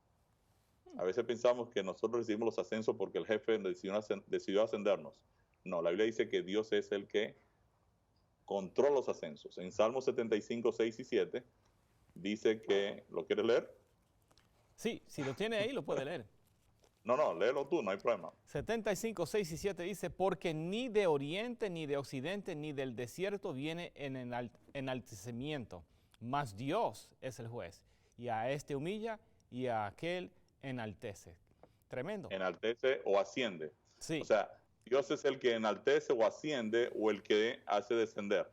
Entonces, Dios ha tomado esas responsabilidades con relación al trabajo. También, Dios nos asignó responsabilidades a nosotros. Hay un texto que es para mí relevante en cuando hablamos del trabajo, que es Colosenses 3, versículos 23 y 24. Colosenses 3, 23 y 24, ¿qué nos dice? 23 y 24 dice, y todo lo que hagáis, hacedlo de corazón, como para el Señor y no para los hombres, sabiendo que del Señor recibiréis la recompensa de la herencia, porque a Cristo el Señor servís. Entonces, ¿tú para quién trabajas? Para el Señor. Para Dios. Amén. Hay un principio, yo hace algunos años hice, y me gusta contar mucho esto, porque hace algunos años yo hice en la empresa una planificación estratégica. Y entonces fue bien interesante porque la persona que nos estaba ayudando en la planificación estratégica inició la reunión diciendo algo que a mí me impactó mucho. Él dijo, existen 3 tipos de calidades en el mundo, 3 tipos de calidades. En primer lugar está la calidad que se espera. ¿Cuál es la calidad que se espera? La calidad que se espera es esa calidad cuando tú vas al supermercado, por ejemplo, que tú vas pasando por los pasillos, tú esperas que las mercancías no estén vencidas. Tú la esperas. O sea, es una calidad que tú la das por sentado. O sea, yo voy caminando y voy tomando la caja de cornflakes. Yo no estoy fijándome si la fechita dice que se vence en el 2019 o en el 2023. Sencillamente yo lo voy tomando y en casa es que me voy a dar cuenta, pero me dieron una caja vencida, ¿no? Pero yo espero que no esté nada vencido. Esa es la calidad que tú esperas. Luego está la calidad que se desea, que es distinta a la que se espera. Por ejemplo, usted va al supermercado y está comprando, pasa por el área de pan y le dice al encargado ahí de los panes, dice, mire, denme ahí $5 de este pan. Pero en el fondo usted dice, ay, si estuviera calientito, qué bueno fuera. O sea, usted Mejor va comprando así, pan, pero usted tiene un deseo que dice, si me dieran el pan calientito, esto fuera, pero perfecto, ¿sí? O sea, el pan está bueno, está ok, no estoy en ningún problema, pero usted tiene una calidad particular sobre ese pan, ¿ves? Entonces, esa es la calidad que se desea. Luego está el tercer tipo de calidad, que es la calidad que deleita. Ajá. La calidad que deleita. Por ejemplo, usted va al supermercado, está comprando, pasa por el área de pan y le dice al joven, mire, deme $5 de pan. Pero tú lo saludaste y le dijiste, buenas tardes, joven, ¿cómo se siente? Muy bien, muy bien. Mire, deme $5 de este pan. Y el joven, al ver que tú lo trataste tan bien y todo eso, te dice, mire, si me da 2 minutos, se lo doy calientito del horno, acabadito de sacar. Dice, wow. Mejor todavía. Mejor. Excelente. Entonces esa es la calidad que deleita. O sea, tú fuiste a comprar pan, pero él te está dando un extra que tú no estabas esperando y tú dices, wow, excelente. Entonces, este planificador estratégico decía, cuando en una empresa los empleados trabajan con una calidad que deleita, se crea lo que se llama fidelidad. Excelente. Quiere decir que ahora, la próxima vez que tú vayas a comprar pan, ya tú sabes el nombre de ese muchacho y tú le dices, Luis, ¿cómo estás? Y, hola, pastor, ¿cómo te sientes? Tranquilo que te voy a guardar tu pancito caliente aquí cuando te vayas. O sea, ya ocurre, ¿qué cosa? Una fidelidad. Sí. Empieza ahora una relación y tú comienzas a apreciar el trabajo de este joven que se esmera por agradarte y por sobrepasar tus expectativas. ¿Ves? Entonces, cuando tú sigues el principio de Colosenses 3, 23 y 24, que tú trabajas para Dios, tú siempre vas a trabajar con una calidad que deleite. Excelente, excelente. ¿Ves? Entonces, eso también se aplica no solo a la empresa, se aplica también al trabajo en la iglesia. Hay personas que tú le pides un trabajo o lo llamas a una reunión para coordinar y entonces la reunión es a las 6 de la tarde o a las 5 de la tarde y llegan a las 10 de la noche. Entonces tú dices, pero viniste 4 horas tarde, ¿no? Entonces te dice, bueno, lo que pasa es que yo tenía otras cosas que hacer. O sea, cuando nosotros trabajamos con una calidad que deleita, lo hacemos para Dios, lo vamos a hacer en todas las áreas de nuestras vidas. Y ese es un principio extraordinario porque nosotros servimos a Cristo. En nuestro trabajo servimos a Cristo. Entonces, también la Biblia nos manda a trabajar duro, en Eclesiastés 9:10, y definitivamente nos manda a apartar el séptimo día, el sábado, para adorar al Señor. Amén. Hay un texto muy lindo que me gusta en esta versión, que es la versión, la Biblia del pueblo. Dice, si dejas de pisotear el sábado, de hacer tus negocios en mi día santo, si llamas al sábado delicioso y al día santo del Señor honorable, si lo honras absteniéndote de traficar, de entregarte a tus negocios y de hablar ociosamente, entonces te deleitarás en el Señor. Yo te haré cabalgar sobre las alturas del país y te alimentaré con la herencia de tu padre Jacob, porque ha hablado la boca del Señor. Amén. Quiere decir entonces ¿Puede que decir la el cita, Señor, por favor? Isaías 58, 13 y 14, esta es la versión, la Biblia del pueblo. Me Muy gusta bien. porque es un lenguaje bien popular, pero me dice, si dejas de pisotear el sábado o mi día santo, Dios te va a prosperar. La Biblia tiene muchos temas sobre el trabajo, nos quedan algunos minutos, pero, por ejemplo, como empleadores, yo debo servir a mis empleados. La Biblia dice que yo debo tratar a mis empleados con respeto, con, ¿verdad?, un buen trato. El empleado tiene que verme a mí como una persona cristiana. Debo también escucharlos. Job dice en Job 31, 13 y 14 que él escuchaba siempre a sus siervos. También debo pagarles un salario justo y a tiempo. Por ejemplo, si te lees Malaquías 3:5, es un texto muy importante con el tema de pagar un salario justo y a tiempo. Malaquías 3:5. Y definitivamente debo procurar empleados íntegros y de testimonio. Entonces, también como empleados debemos ser absolutamente honestos, como Daniel 6 era una persona, Daniel 6:4 me habla que Daniel era recto, íntegro, era una persona de oración. Como empleado yo debo ser una persona de oración. Debo honrar al empleador, dice 1 de Pedro 2:18. Debo honrar a los compañeros, Proverbios 30:10. Y debo siempre también hablar de mi fe. También la Biblia habla sobre la jubilación. En la Biblia no existe el concepto de ser jubilado, sencillamente tú pasas de tu experiencia de trabajo normal a ser luego un asesor o un consejero. Eso tú lo ves en Números 8, 24, 26. También la Biblia habla sobre el concepto de la ambición en Jeremías 45:5. Habla de los dones y el llamado que Dios nos hace en Efesios 2:10. Te habla sobre el concepto de las sociedades, para que no te esclavice o no ponga un yugo innecesario en tu vida. En 2 Corintios 6, 14, 17. También habla sobre la informalidad, las demoras, la impuntualidad, Mateo 25:3, y si debe trabajar la esposa o no.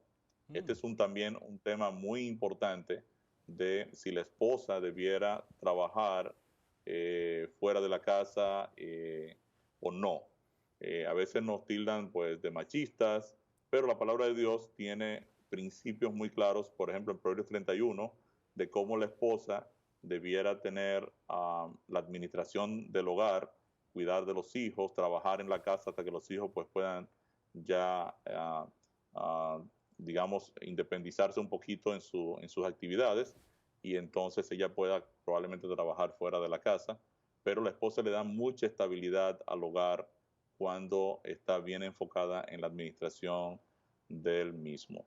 Pero en esencia, en el principio del trabajo, de trabajar con excelencia, el tema es que por medio del trabajo nosotros glorificamos a Dios. Este es el principio fundamental de este ingrediente, trabajar con excelencia, ¿no? Magnífico, magnífico. Bueno, hermano Ricardo, queda solamente 4 minutos y medio. ¿Puede resumir el quinto ingrediente, por favor? Bueno, el quinto ingrediente que tenemos, pastor, es el ahorro y las inversiones. Prepararse para la edad madura. Hay un texto muy interesante que se encuentra en Proverbios 21:20, si no lo puede leer rápidamente. Es un texto relacionado con el tema del ahorro.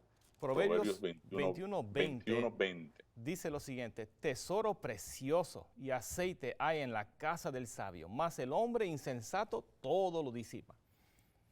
Quiere decir que el sabio va a ser una persona que ahorra, es cuidadoso, es prudente, el necio todo lo disipa, todo lo gasta, todo lo tira hacia afuera, ¿no? Entonces, esto es bien importante porque en esencia, pastor, tal y como decíamos al comienzo, toda la mayordomía cristiana gira en torno al tema de lo que Dios quiere, el tema de la salvación. Y el creyente va a hacer una diferencia entre lo que es ahorrar de forma correcta versus lo que es acumular. En la Biblia se pone el caso de la hormiga que ahorra, prepara en el verano su comida para tener en el invierno, y se presenta el caso del hombre necio de Lucas 12, que tuvo una gran cosecha y decidió guardar todo para sí, para él dedicarse a beber, a gozar, a disfrutar, y le dice la voz del cielo, Dios le dice, necio, esta noche vienen a pedir tu alma y lo que has guardado, ¿de quién será? Quiere decir que el concepto del ahorro va ligado a algunos principios que son fundamentales de, número uno, prepararnos para la edad madura, tener un ahorro razonable, bien pensado, bien llevado, y de igual manera teniendo en cuenta la obra de Dios en todo momento. Así que quizás no tenemos mucho tiempo ahora, pero en otra ocasión podríamos hablar con más detalle de este principio, porque en la Biblia también se presentan algunos conceptos relacionados con el tipo de inversión que vamos a hacer. Por ejemplo, Eclesiastés 11:2, si mal no recuerdo, dice, reparte a 7 y mejor aún a 8, porque no sabes el mal que vendrá sobre la tierra. Ese texto te está diciendo, no pongas todos los huevos en una sola canasta, porque Sí. se pueden romper todos, ¿cierto? Entonces hay que repartir el esquema de inversión y hay que sentarse entonces a hacer una buena planificación, tanto hacia el futuro, como también tener algo de dinerito guardado para los gastos presentes. Bueno, lamentablemente vamos a tener que continuar esto en otra ocasión. Queremos compartir ahora su información de contacto. Seguramente a muchos de nuestros amigos que van a querer comunicarse con usted. Así que para ustedes, amigos, está la información de contacto del hermano Ricardo Casado. ¿Desea usted lograr libertad financiera? Nuestro invitado Ricardo Casado está listo para asistirlos y orientarlos con principios bíblicos.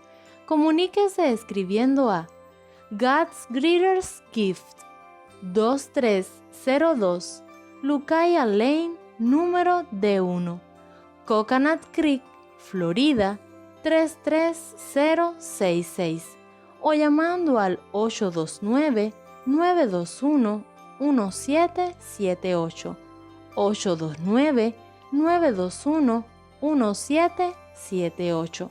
Puede visitar la página ggg.do, www.ggg.do, también enviando un correo electrónico a info@wwg.do, info@wwg.do. Muy bien, muchas gracias. Bueno, hermano Ricardo, el tiempo se acabó. Le agradecemos nuevamente por estar con nosotros.